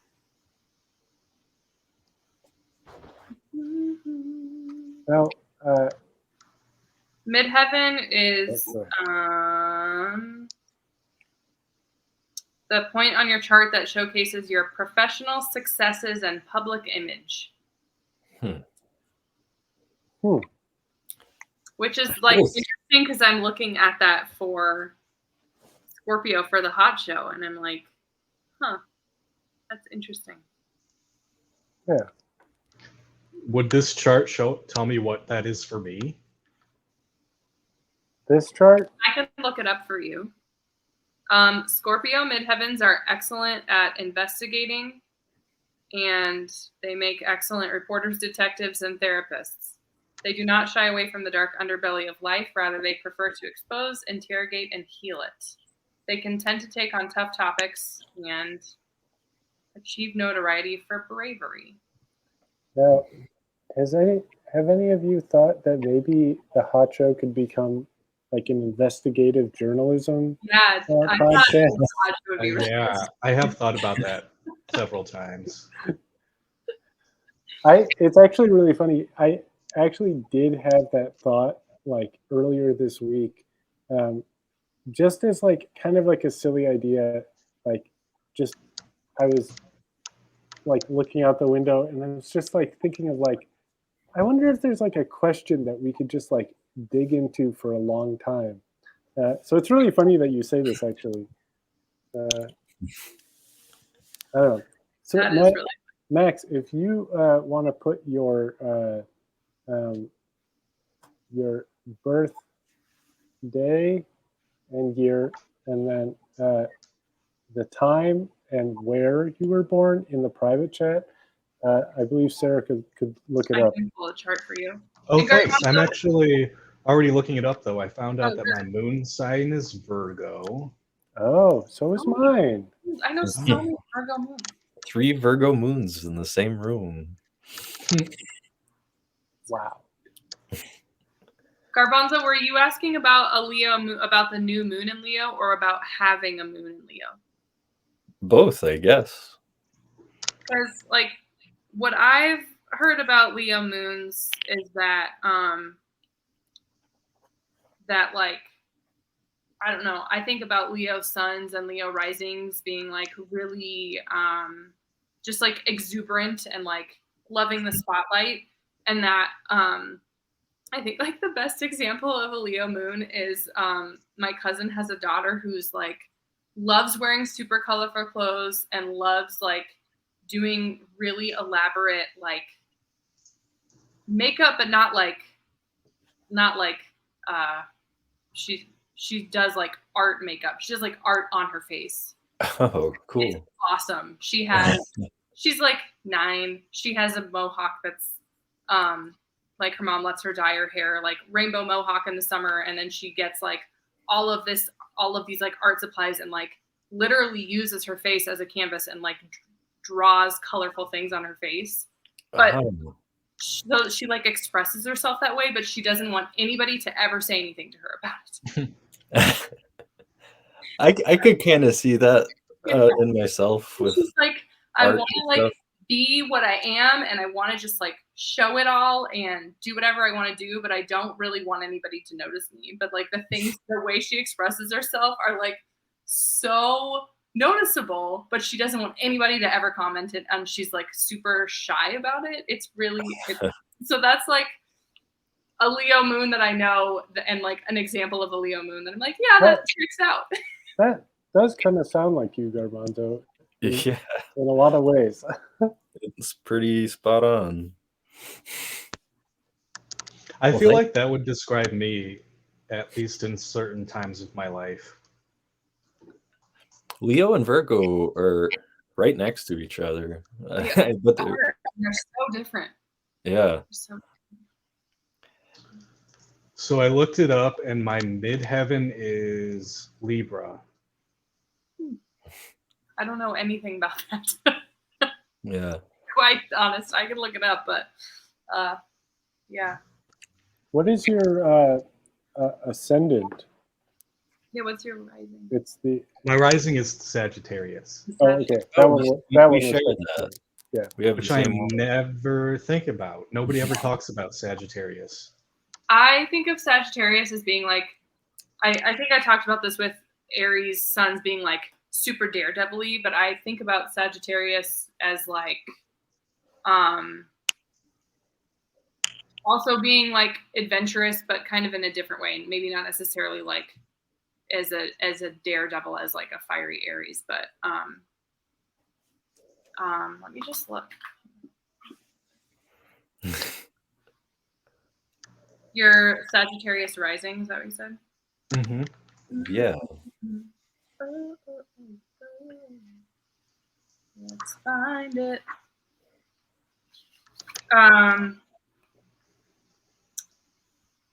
Sagittarius knows how to inject its goodwill into the world, no matter the circumstance. Unbridled enthusiasm and yeah, I think this is what I was trying to get at. Like setting off in the direction of your inspired desire, maybe not checking the map for specific directions, just like seeing what you want and going for it and figuring it out along the way.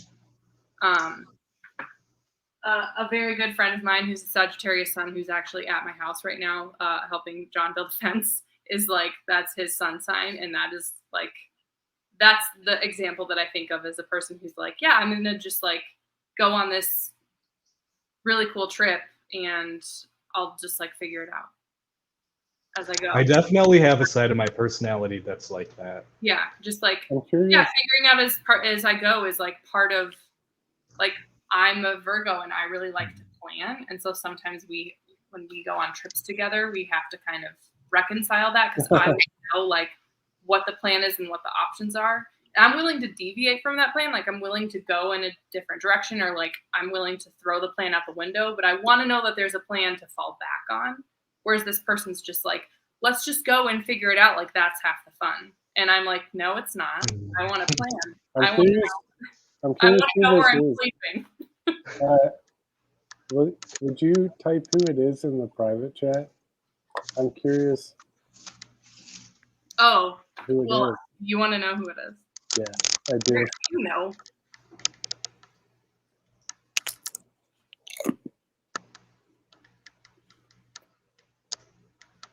My moon sign is Virgo. So what does that say? My sun sign is Pisces. My moon sign is Virgo. And my rising sign is Sagittarius. And I can I don't read. really know what that means. So, Virgo is an earth sign, and the moon generally does well in Virgo. The Virgo moon nurtures life and other people by being of service to other people. So, like maybe doing things for other people to help them out might be a way that you like show people that you care about them. Virgo needs things to clean, clear, organize, purify, and have things in proper working condition as a way of emotionally regulating. So that might mean, like, that might show up as like, I guess this is how it shows up for me. I'm not a Virgo moon, but I'm a Virgo sun and rising. Is like when I want to be creative, I actually have to like clean my house first.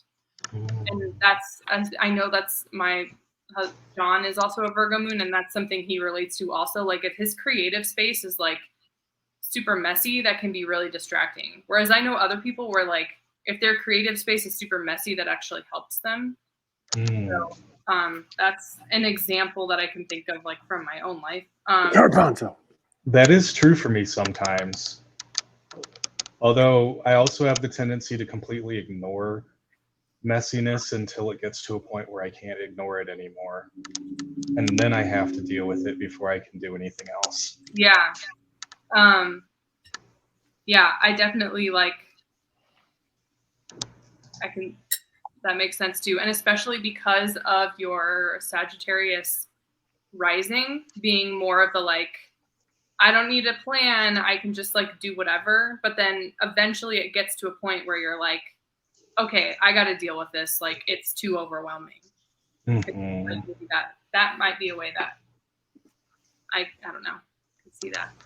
I definitely have that happen. But what is the difference between a sun sign and a moon sign and a rising sign? So I guess I didn't really give this explanation when we started. I talked about your sun being your purpose, your moon being your body and emotions, and your rising sign being your what motivates you to but I didn't really talk about how a birth chart happens. And there's a bunch of different ways to pull a birth chart, but the basic thing is that you're trying to capture what the night sky looked like at the precise moment that you were born. I guess we talked about it a little bit. Where were all of the planets in relation to the Earth when you were born? And the sun stays in a sign for about a month. The moon stays in a sign for about 2 to 3 days. And the rising sign is where the sun is on the horizon. So that changes every couple of hours. And then it also depends on where you're located, because it's, the Earth is not flat. The Earth is round. The Earth is a sphere. So depending on your latitude and longitude, if you were born at the same exact time on the same exact day as somebody else, but they were born in a different part of the world, their chart would look different. The only way that your chart would look exactly the same as somebody else is anybody who was born on around the same time as you at the same hospital that you were born at. So I see. yeah. So what does it say that my sun sign is Pisces, if that is my purpose? Pisces is a water sign and very creative and in a very fluid type of way. Very able to create something out of nothing and be really which I think probably goes really well with your Sagittarius rising of being able to go with the flow. Some of the most creative people that I know are Pisces suns. A lot of photographers that I know are Pisces suns. Interesting. Yeah. I also, for some reason, I always I have met very few Pisces that I haven't gotten along with pretty quickly. I don't know why. It's just a weird thing. Yep, I'm the same way. I get along with Pisces folks very, very, very well. I have a soft spot in my heart for all my Pisces friends. I feel like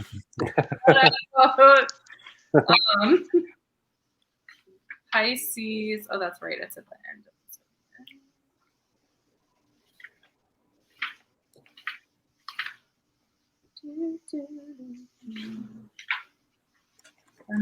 Sun and Pisces. So yeah, Sun and Pisces wants to move in every direction. Water within a container soaks itself into every surface it can reach. This makes your personality malleable, adaptive, reflective.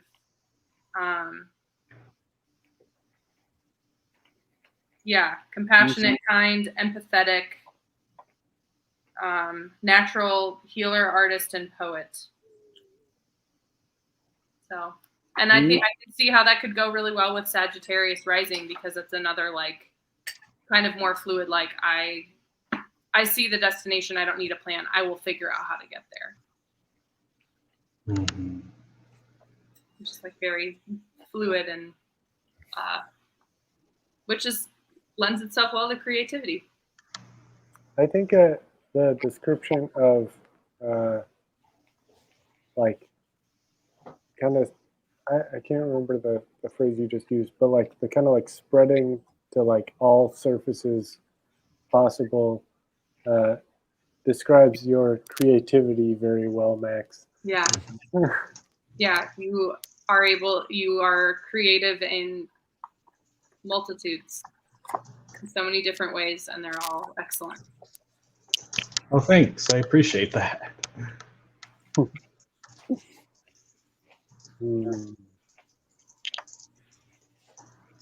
Astrology. So, Go ahead. I was just gonna say, if the moon sign controls body and emotions, that would be interesting if Virgo is so much more like of a planning type of sign. Yeah. Mm. So maybe like, do you really like to do are there any like rituals that you really like to do for like when you get up in the morning or before you go to bed or anything like that to like take care of yourself? Do you have anything like that you Yeah, and I also have noticed that I always try to create rituals, and then I find that like my automatically thinking is this is something I should do. Like I'm always trying to find out a ritual, but then I realize that I like don't like to do that. So it's really weird. Yeah, I can see how like that's really interesting just based on your sun and your rising, like how those all play off each other. Right. So how do these things affect you guys? My Virgo sun and rising, I really like to have a plan. I like to have a plan, and I like to have order, and there are times where I like really intentionally participate in like activities or whatever to like get myself out of that headspace, and it's really freeing for me to do that. But that is where I like tend to go naturally. And for the hot show, what we discovered is that the hot show is excellently primed for creating a beautiful space for people to be very vulnerable and have excellent conversations. And it's just like a really sturdy container to hold all of these different people coming in and like expressing themselves and like learning about each other and conversing with each other and being really vulnerable with each other. And you said like there were multiple places in the hot show chart where it was reflecting light. Yeah, that was my favorite part. Yeah, like that it's good at reflecting people's light back to them. Yes. I think that was a really nice insight. So was that based on like when the first episode of the hot show was? Yeah, the first episode was and where it was. And by where I mean where I physically was when I did it, not where the servers of Twitch are or something. I think where we pulled it for it was really cool. It was really fun. Yeah. There are a lot of things that line up really pretty amazingly to what the experience of the hot show has been. Like even things that like if you had told me, if I had like looked it up right away, I think I would have been surprised. Like the thing about the, I think the Mercury or something, like that was like the communication style is very like chatty and like uh, curious and stuff. Like those things are like kind of true, but like I didn't think that's what it was going to be. But then that is how the show has been. Like, So you could plan how you want your show to be based on the date, time, and location you do your first episode of it. There's a lot of people I that could. use astrology when they launch. There are a lot of people that use astrology when they launch businesses. Interesting. That is interesting. If they like know how they want their business to be, if they can, there are like people who will intentionally do it that way. Ooh. For sure. You wanna? Here's my dog. I just You got. have a dog? Oh, she went away. Aw. We've had her for 1 week. What kind of dog is it? She's a shelter dog, so a mix, but probably like lab and pity, possibly. Yeah, she's a sweetheart. We like her a lot. I've been busy all my life. I hate to like cut this off because it's been such an excellent and lovely and wonderful conversation, but I'm probably gonna need to go somewhat soon because it's like a little bit after 9 and I haven't had dinner. Oh yeah, it's important to take care of yourself. Mostly, I had a whole like. Normally, I get off at work at 4 during the summer, and I was gonna come home and make dinner and do all this stuff before the hot show, but John's car broke down on the way to work today, and Oh no! Oh. so we had to improvise our evening a little bit, but yeah, it just means I haven't eaten dinner. Yeah, well, thanks so much for coming Yeah, on. thank you so and, much. Yeah, And doing all this it research. was a really beautiful conversation. Yeah, but I really I can't can believe. talk about this for more hours. Like I don't make myself leave and go eat. I will stay here till midnight. You really put like a lot of research into this. It was really nice. It was really insightful and everything. It was really great. Thanks so much for doing that, Sarah. Yeah, you're welcome. That's my Virgo planning.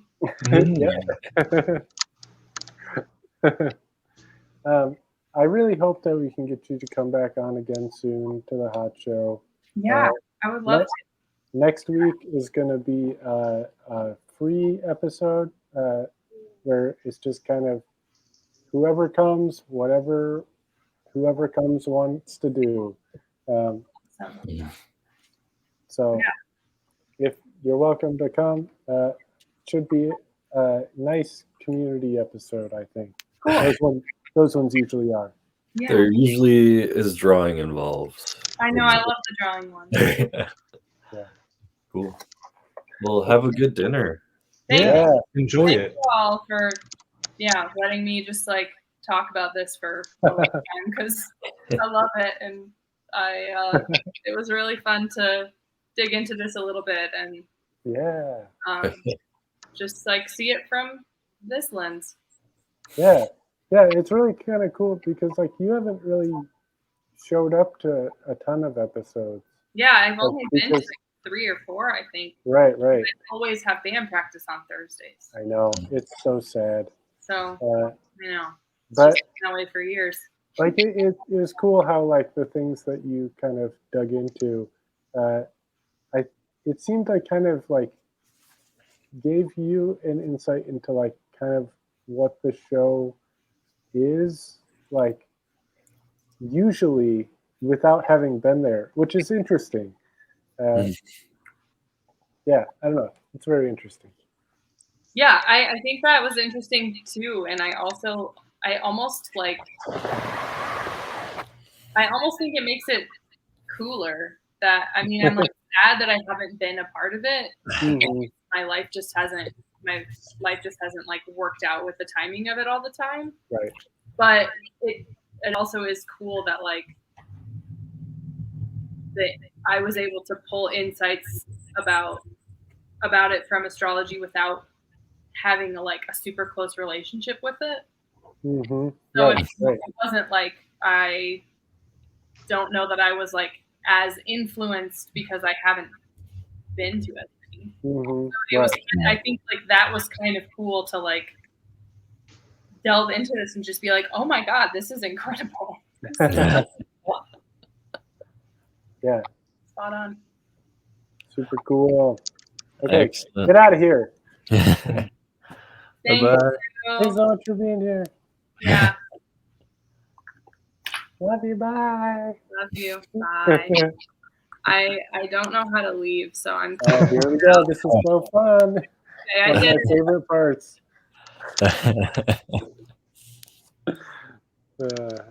So what are your signs?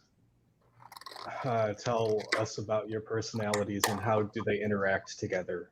Well, I will say that we did talk about this a little bit before you got here. We can get into a little bit. I did want to. I can't stay too much longer. I gotta Yeah. take care of some stuff. And I actually probably can't stay too much longer because I'm gonna have to go to bed in not too long. I gotta keep waking up early for pretending to be a corporate person. Oh, how's your job? That's not even bothering. Yeah. Uh, What's my- did we have any viewers today? We've had one viewer. I don't know if it's been more than that. If it's been the same viewer, who knows? Hi, viewer. It's nice to see you. I'd love to hear from you. You're welcome to join the show. I can just throw the thing. We're probably not going to be hanging out for too much longer, so, you know. Just throw that up, though, if you want to join in real quick. Yeah, but I did want to say, so Max, you did come in at like kind of a perfect moment where I just thought of you, because we were talking about this idea of like right now, this episode is happening during a new moon in Leo, and 6 months from now, what Sarah was saying was that there's going to be a full moon in Leo, and that can be a good like time for like reflecting. Oh, like 6 months from now, how is something that you're starting now kind of coming to fruition? And the thought that came to my mind as Sarah was saying that was that, like, especially in relation to the hot show, like, you and I have talked about that. You were talking about, I guess, wanting to do a Max show every month. I don't know if you're still interested in that. I don't necessarily want to put you on the spot. But like, I think that's like a really cool idea. And I think also like kind of an interesting thing to have happen with the hot show. And I feel like it's something that we're kind of like, now is sort of the time to start like thinking about that and doing something with that idea. That'd be such a cool thing. I think that would work. To do a Max show? Yeah, that's what you were talking Like about. one episode a month of the hot show can be the Max show. Yeah, that's what Hot and I were Yeah. talking about. Yeah, and for some reason, that's just what came into my mind of like, by 6 months from now, that's what I think is going to come to like real fruition, like that we're going to like be transitioning into that and kind of reach like this point of like where that's going to just be part of the norm by 6 months from now. Like that's just going to be like, oh yeah, it's the Max show on that Thursday, and I'm actually really excited about that. Well, that's cool. Yeah, I think that will be a cool thing. I set some personal intentions that are. I'm going to check in with them in 6 months. I'm excited to see. Yeah, so that's Go. that's January, right? End of January, 6 months from now. Yeah. Ooh. January. January. Well, I think I'm going to head out of here, folks. Okay. Lovely as always. Love you. Bye-bye. Thanks Have a nice for night. coming to play the song. That was really nice. Oh, thank you. Oh man, it was- I forgot about that. I missed it. It was so fun writing it. I'll play it for you one day. It was good. Good. Also, That's one of my intentions is I want to start doing more songs and see where I am in 6 months. yeah, it'd be great. What a great great goal.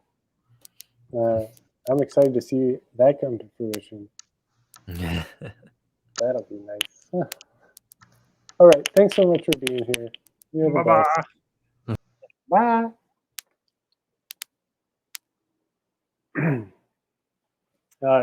For you, Max, and anybody who is watching this but missed earlier, I guess, it's about at half an hour into the show, maybe like 27 minutes or something, that Garbanzo played the song. Okay. If you want to go back and check it out. Now, did you write this song together? We Isn't did write that- the song together, yeah. Back when Garbanzo would come hang out at our house and we'd play music, there was one time it was just Garbanzo and I playing, and he started playing this thing that began with the words, "It wasn't me, it was my planets." Oh, that. The stars were simply not aligned. And I always loved that. And so over the years since then, I wrote a few more words for it. And then I thought that this would be a good opportunity to like kind of keep working on the song. Yeah, that's pretty good song for it. Yeah, I know, right? And it got, Garbanzo was into it, and we just over the past like 2 weeks just kind of kept working at it, and like it. A lot of the hot show songs are just kind of like, oh, here's like kind of half a verse and then a like kind of chorus thing or something. But this was like this is like a real song. Like there's like 2 verses and like like a chorus that comes back and then like a sort of C-section thing, bridge sort of thing. It's like a real song. I thought the Ruby and Rusty song was a real song too. That one was longer also, yeah. Mm-hmm. I had more time than usual, and then also had that weird little section of the like just speak singing the story of Ruby and Rusty. Mm-hmm. Yeah, I liked that. I thought that was really good. Yeah, fitting. It was really it came about so naturally. I was surprised by it because I've never written a song with a speaking part like that. Yeah, but it definitely fit the style. Mm-hmm.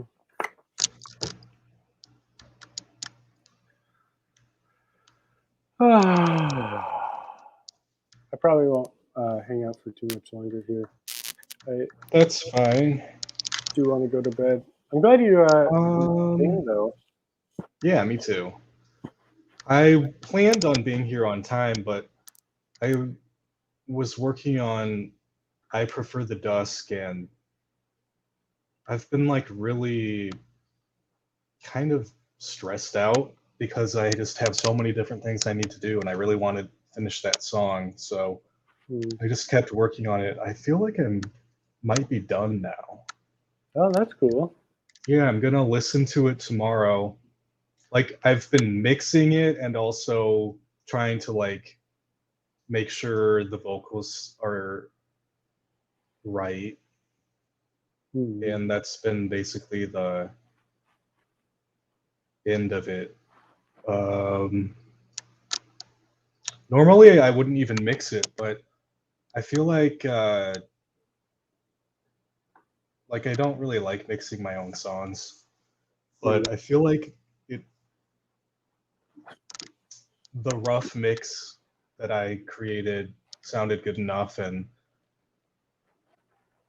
I don't really know how. So, Well, that's nice. It's a nice yeah. sort of little accident. Maybe I'm just better at mixing now. Yeah. I feel like I recently got better at a few things, like recording vocals. That's cool. I feel like I got better at singing vocals and also better at recording them so they sound good. That's cool. Yeah, I'm excited about the song.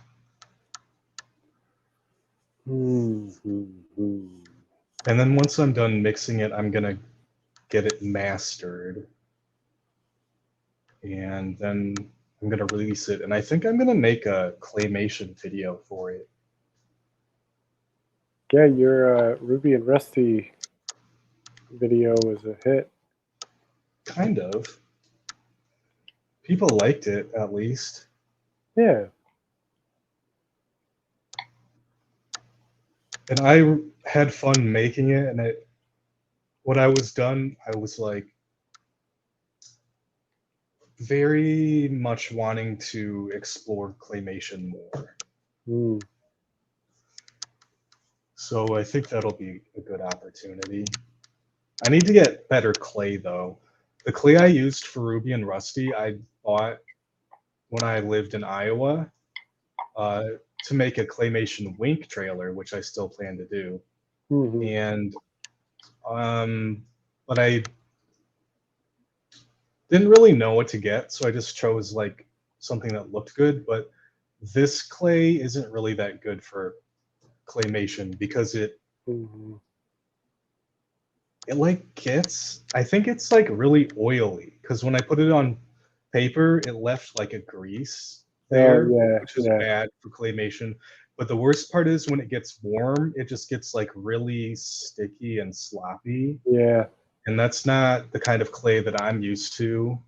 So I need to find a better clay, and I'm not exactly sure what the best clay is. Yeah, I don't know either. I bet. Excuse me. I bet that information is on the internet. I bet there's people on Reddit or something that have very strong opinions about that. I think polymer clay is what I'm looking for. I'm looking it up right now. And I bought a different type of clay that's more like a clay that dries, which is not what I want. Because I don't want it to dry out.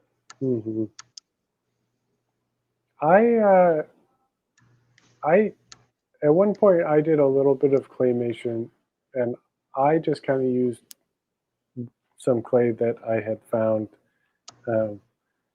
and I also discovered that it was, it would get like sticky and greasy and stuff, and it was not that good for what I wanted. But I messed around with a little bit, and it was fun to like. I really enjoyed the process of doing it. Yeah, But- me too. It was fun. But it was like even more intensive than like some of the other like stop motion stuff that I had done before. Yeah. I do like doing mixed media. Like I liked Hmm. making the backgrounds out of paper. Yeah, yeah. I think that's really fun. It really reminds me of like something like Gumby or some other kinds of like 70s claymation for kids, Hmm. where when I was a kid, whenever I would see those things, I really wanted to do something like it, but for some reason I just couldn't do it. And one of the biggest ones is not having any idea for what I actually wanted to do. You know, like I tried doing claymation quite a few times when I was younger because my brother and sister and I would always play with clay. Like we made like characters, and we had our own boards with like houses and stuff, and we would play it a lot. It's really funny how uh, how well Sarah's description of your astrology fits with what you just said. Like you knew you wanted to do claymation and you tried, but you didn't like learn how to do it. You just decided to try to figure it out. Yeah. It's funny. Although I have gotten to be more of a planner, like I actually did do some research before I did it. Hmm. A little bit. Right, right. But yeah, it is funny how my astrological signs really do seem to fit. Yeah, I am always a little surprised how well it can work out.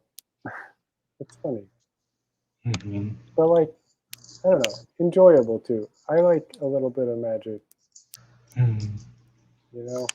Hmm. Today, I was in an environment that was like sort of like a corporate environment, um, and I it's not you don't think of that as a magical space, you know. Uh-huh. Uh, but I got a little bit of magic there, where I ended up being synchronized with someone to like we both took one half of a project and finished at the exact same time. Uh, and it was kind of just like a nice little like, oh, that was cool. That was like a cool synchronistic little thing. Well, that's good that you're finding things to enjoy about your job. Yeah, you know, it's funny. I every day at this silly job that I'm working, um, I find something that I enjoy about being there, and I've been like trying to do that. Um, Mhm.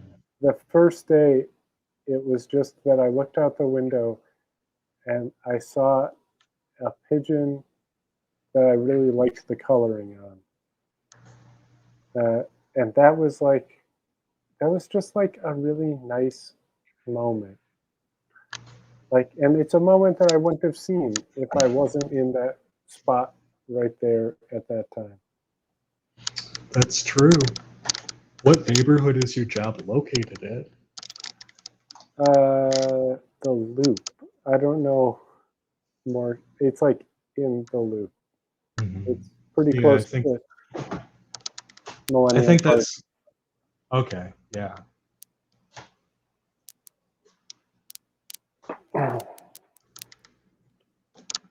Do you eat lunch at a restaurant? I have brought my lunch every day this week. It's probably financially responsible. Yeah, except for one day, one of the people that works there, their sister made food for her to bring in. So I got to eat enchilada pie that somebody's sister had made. That sounds really weird. It was kind of weird, but it was nice. It sounds like something a Midwesterner would invent. It was definitely a Midwestern experience, but spicier than I expected for a Midwestern experience. That's good.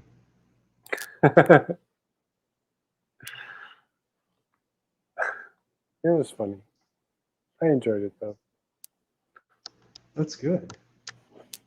I prefer Well, the- what does your astrological sign say about you, and does it fit? I think it kind of generally fits. I don't know. I haven't looked into it as much as other people. I know there's like some stuff that I kind of find interesting. What's your sign again? Mine is Libra, Okay. which generally means, my understanding anyway, is that it's good for relational things, like making relationships with people, and also for like seeing multiple sides of things. Which I know are kind of like differing concepts, but somehow they come together in the Libra sign. And then My midheaven is Libra. mhm. I wonder what that means. Isn't midheaven like your professional success? Maybe professional success and also like public persona kind of is what Sarah said, I think. I could be wrong about that. Interesting.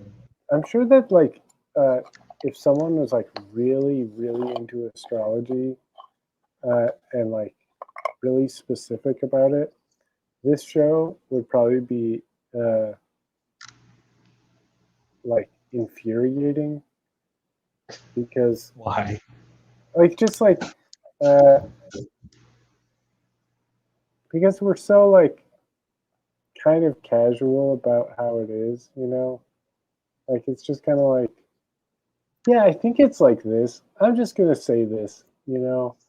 I'm just gonna say this information. I don't know if it's really exactly right, but Sarah did a great job.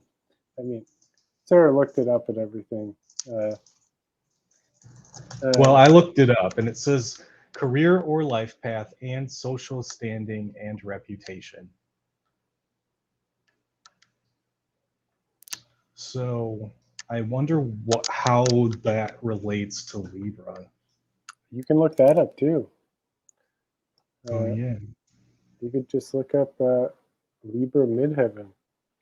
It says our most visible achievements in the eyes of society are public face, the material accomplishments we hold most dear, and our overall sense of responsibility and standing in the world. So, but I don't really know anything about Libra, so I guess I have to look it up. Well, you just told me some things about Libra. Yeah, though I don't honestly know how accurate I am. I just always hear relational things.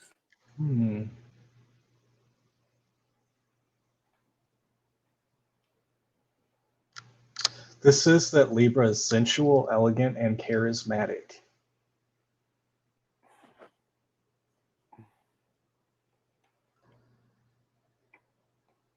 People born with midheaven and Libra are creative, talented, and artsy. So all of my signs relate to being creative and artsy. I will say that some aspect of most signs I think eventually turn around Oh, to one that's of those true. things. There is the whole like very vague describing personality traits that could be applicable to anybody. But I mean, there are some more than others for sure.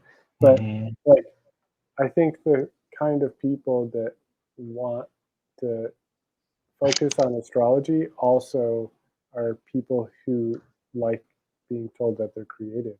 That's true. That is very true. I mean, not to like put anything against the idea of astrology or people who I are think into it's it. good to be skeptical of things. Well, but like I I don't want to make it seem like it's like that like astrology is just like catering to people who are into astrology kind of. But It like could be. At least some websites could be. right. But like I think that like also the things that people who want to explore alternative modalities are also people who uh, are, and like in a serious sort of way, are also people who think about the world in a slightly different way, you know?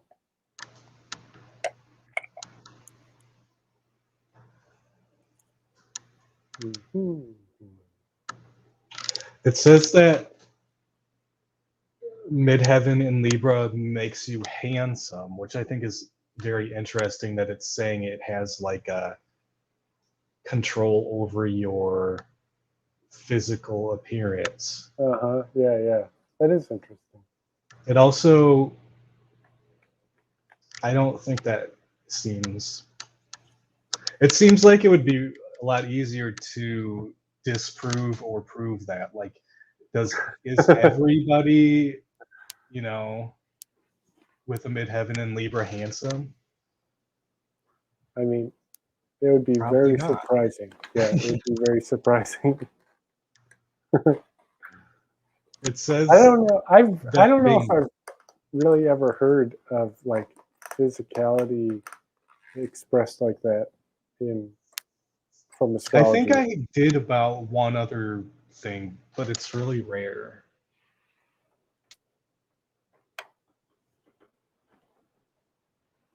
Hmm.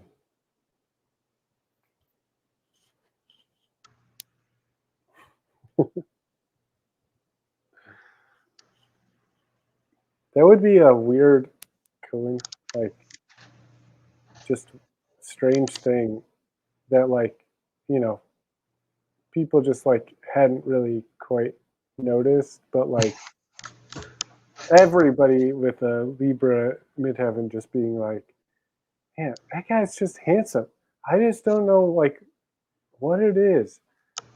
Like, but it just turns out every single person that has Yeah. Libra midheaven is handsome. And according to who? Like, I, is it I, subjective handsomeness, or right. Or is does this like everybody think they're handsome? or is it some sort of like platonic ideal of Right, yeah. handsomeness?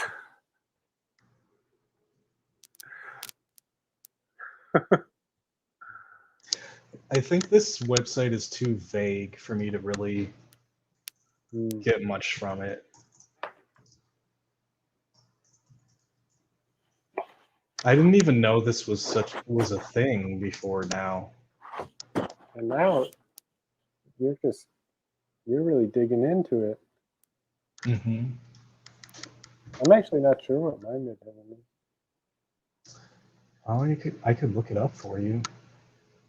It'd probably be easier for me to look it up. Yeah, probably. Oh, actually, incidentally, um,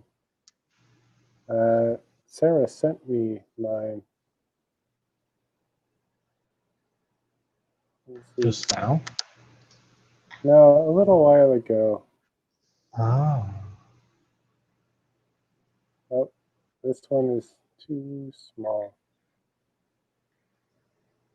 I can't tell what. This one doesn't have enough information on it. It says harmony and balance is important to those born with Libra midheaven. I do think that that's true for me, but I also think, well, isn't that true for most people? I don't know if it is. That's it. So we were kind of talking about this earlier, but like one of the things that astrology kind of has helped me to understand is that people look at the world very differently. Uh-huh. Like, and it's like people's experience of the world is pretty different. Like, there are obviously some similarities. Like, a lot of people view things, especially culturally, uh, in similar ways or whatever. But like, yeah, like you'd think that a lot of people would say harmony is very important, but I think there's also a lot of people it just like doesn't really cross their mind. Like other things are more important. That is true. But don't you think that you're probably just talking about multiple perspectives because you're a Libra? Touche, touche. I'm joking, though. No, I know. I think it's a funny joke. Good.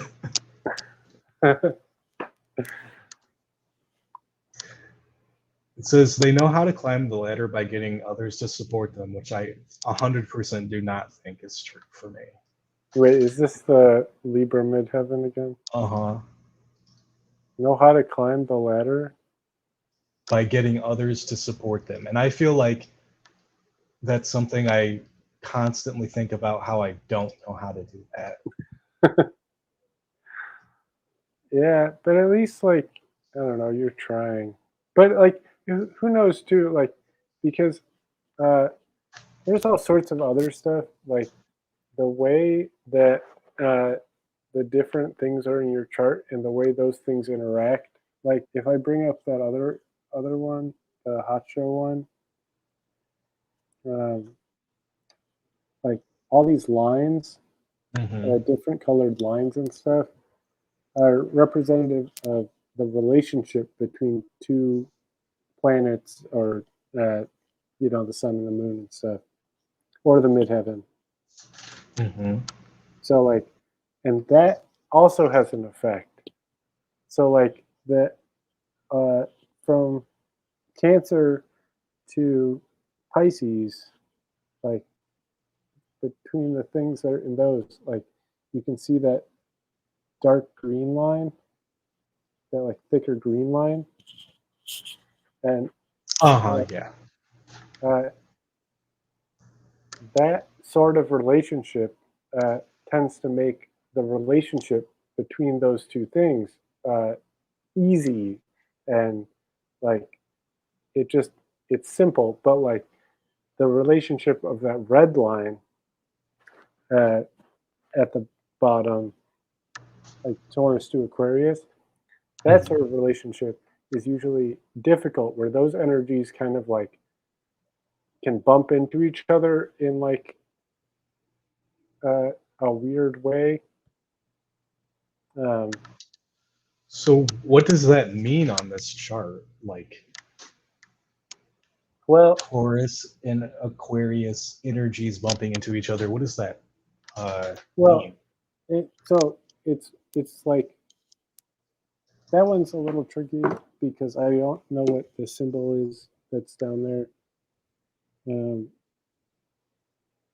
The one that's in Taurus, but the one that's Mm-hmm. in Aquarius is Saturn, and Saturn in an Aquarius has a certain energy interacting like with like Saturn has a certain energy and Aquarius has a certain energy, and those two like archetypal things kind of interact with each other in a certain way to kind of create this like thing in your life.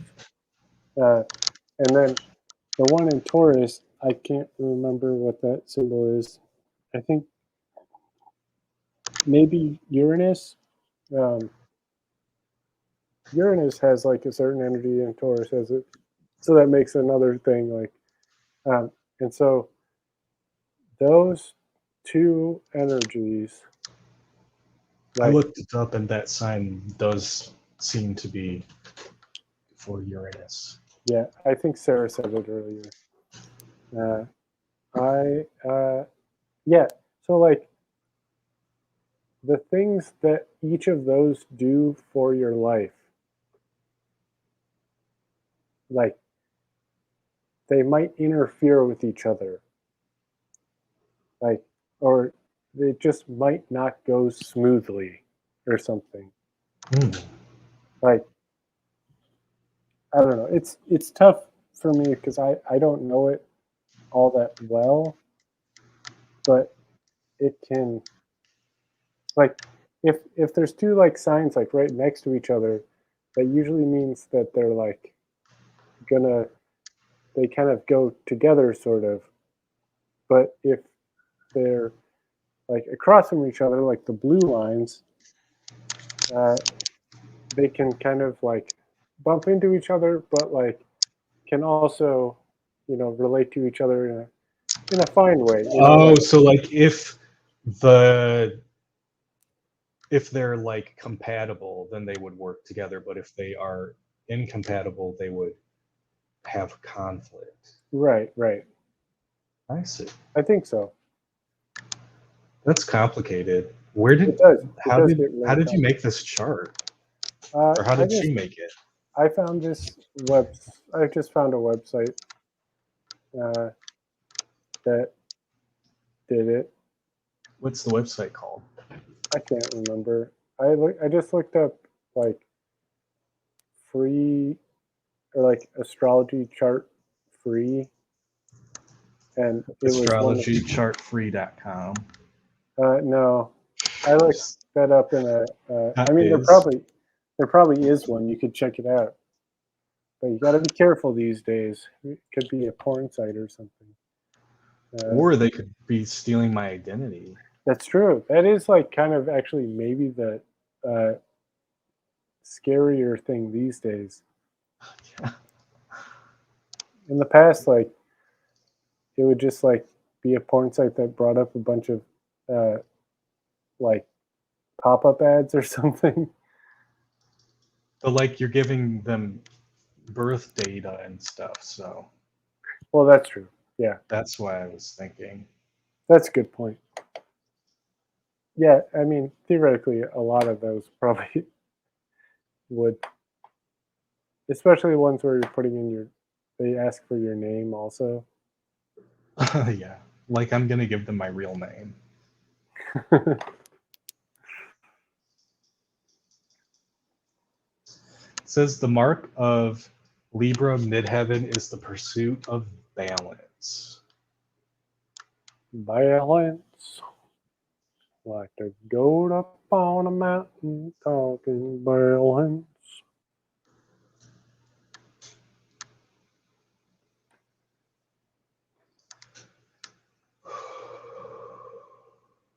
Yeah, this one is asking me my name.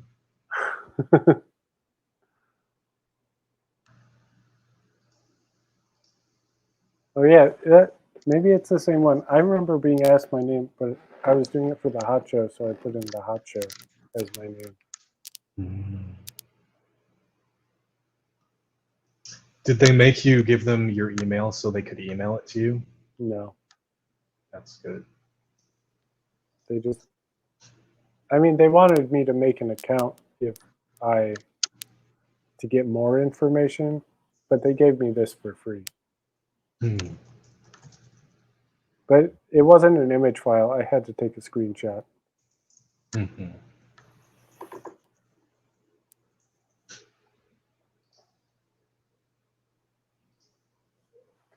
All right. Well, I think I'm getting pretty tired. Okay.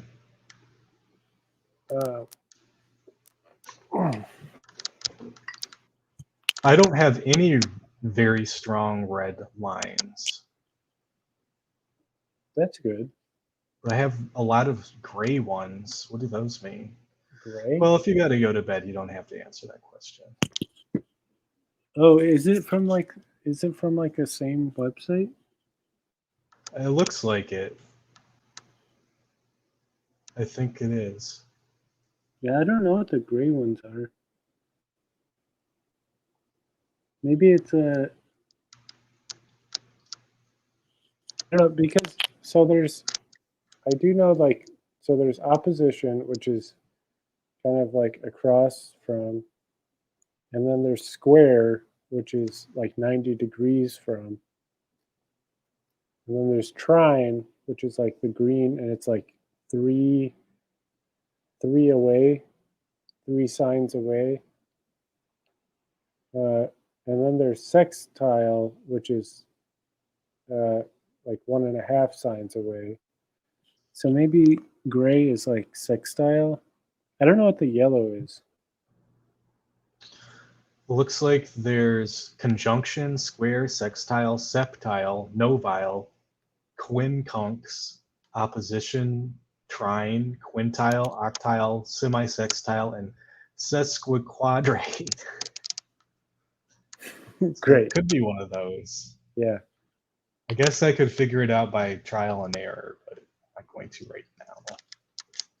I mean, I bet you could also figure it out by looking it up, like what those words mean, Mm. and then comparing that to, man, what was the last one? Sesquit. Just a second, I'll look at it again. Sesquiquadrate, which is 135 degrees. Sesquiquadrate. Mm-hmm. But that's like so similar to like a third, right? Is 135 degrees similar to a third? Yeah, it's close because a third is 120. I guess that's a decent difference. Sesquiquadrate.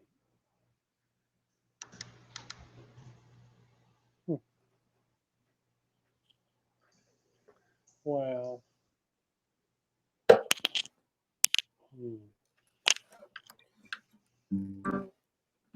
Now I feel like I have the like balance song in my head.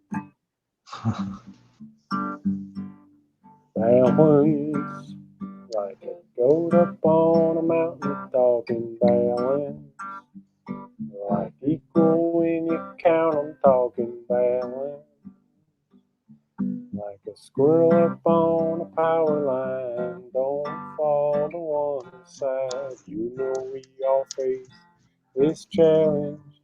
Keep our balance.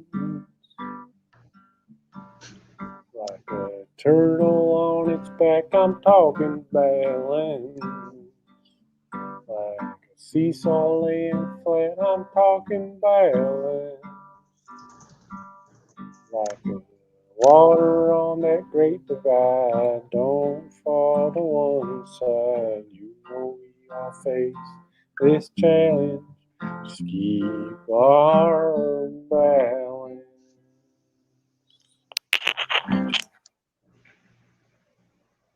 Yeah. Yeah, keep it balance. I'm gonna balance something. Just to try to get some balance going on. Well, I almost had it. Okay, here we go.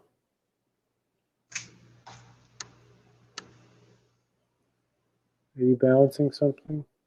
Yeah, or I'm trying to.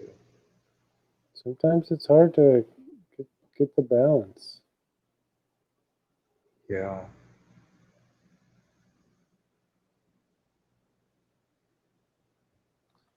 That was nice. All right. Any last words before we go? I can't think of any. I think the only last word to really have is sesquiquadrate.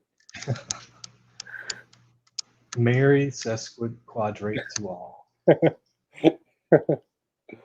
And a happy sesquiquadrate. We'll have to remember if we ever get to 135 episodes to make it the sesquiquadrate episode. Oh yeah. So that means there will be 360 episodes.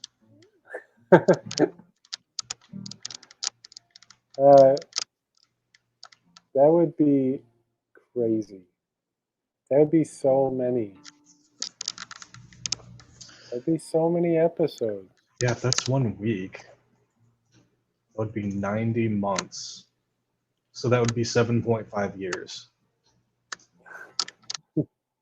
But if you're going to take over one per month, that means you have to make that way higher. That's true.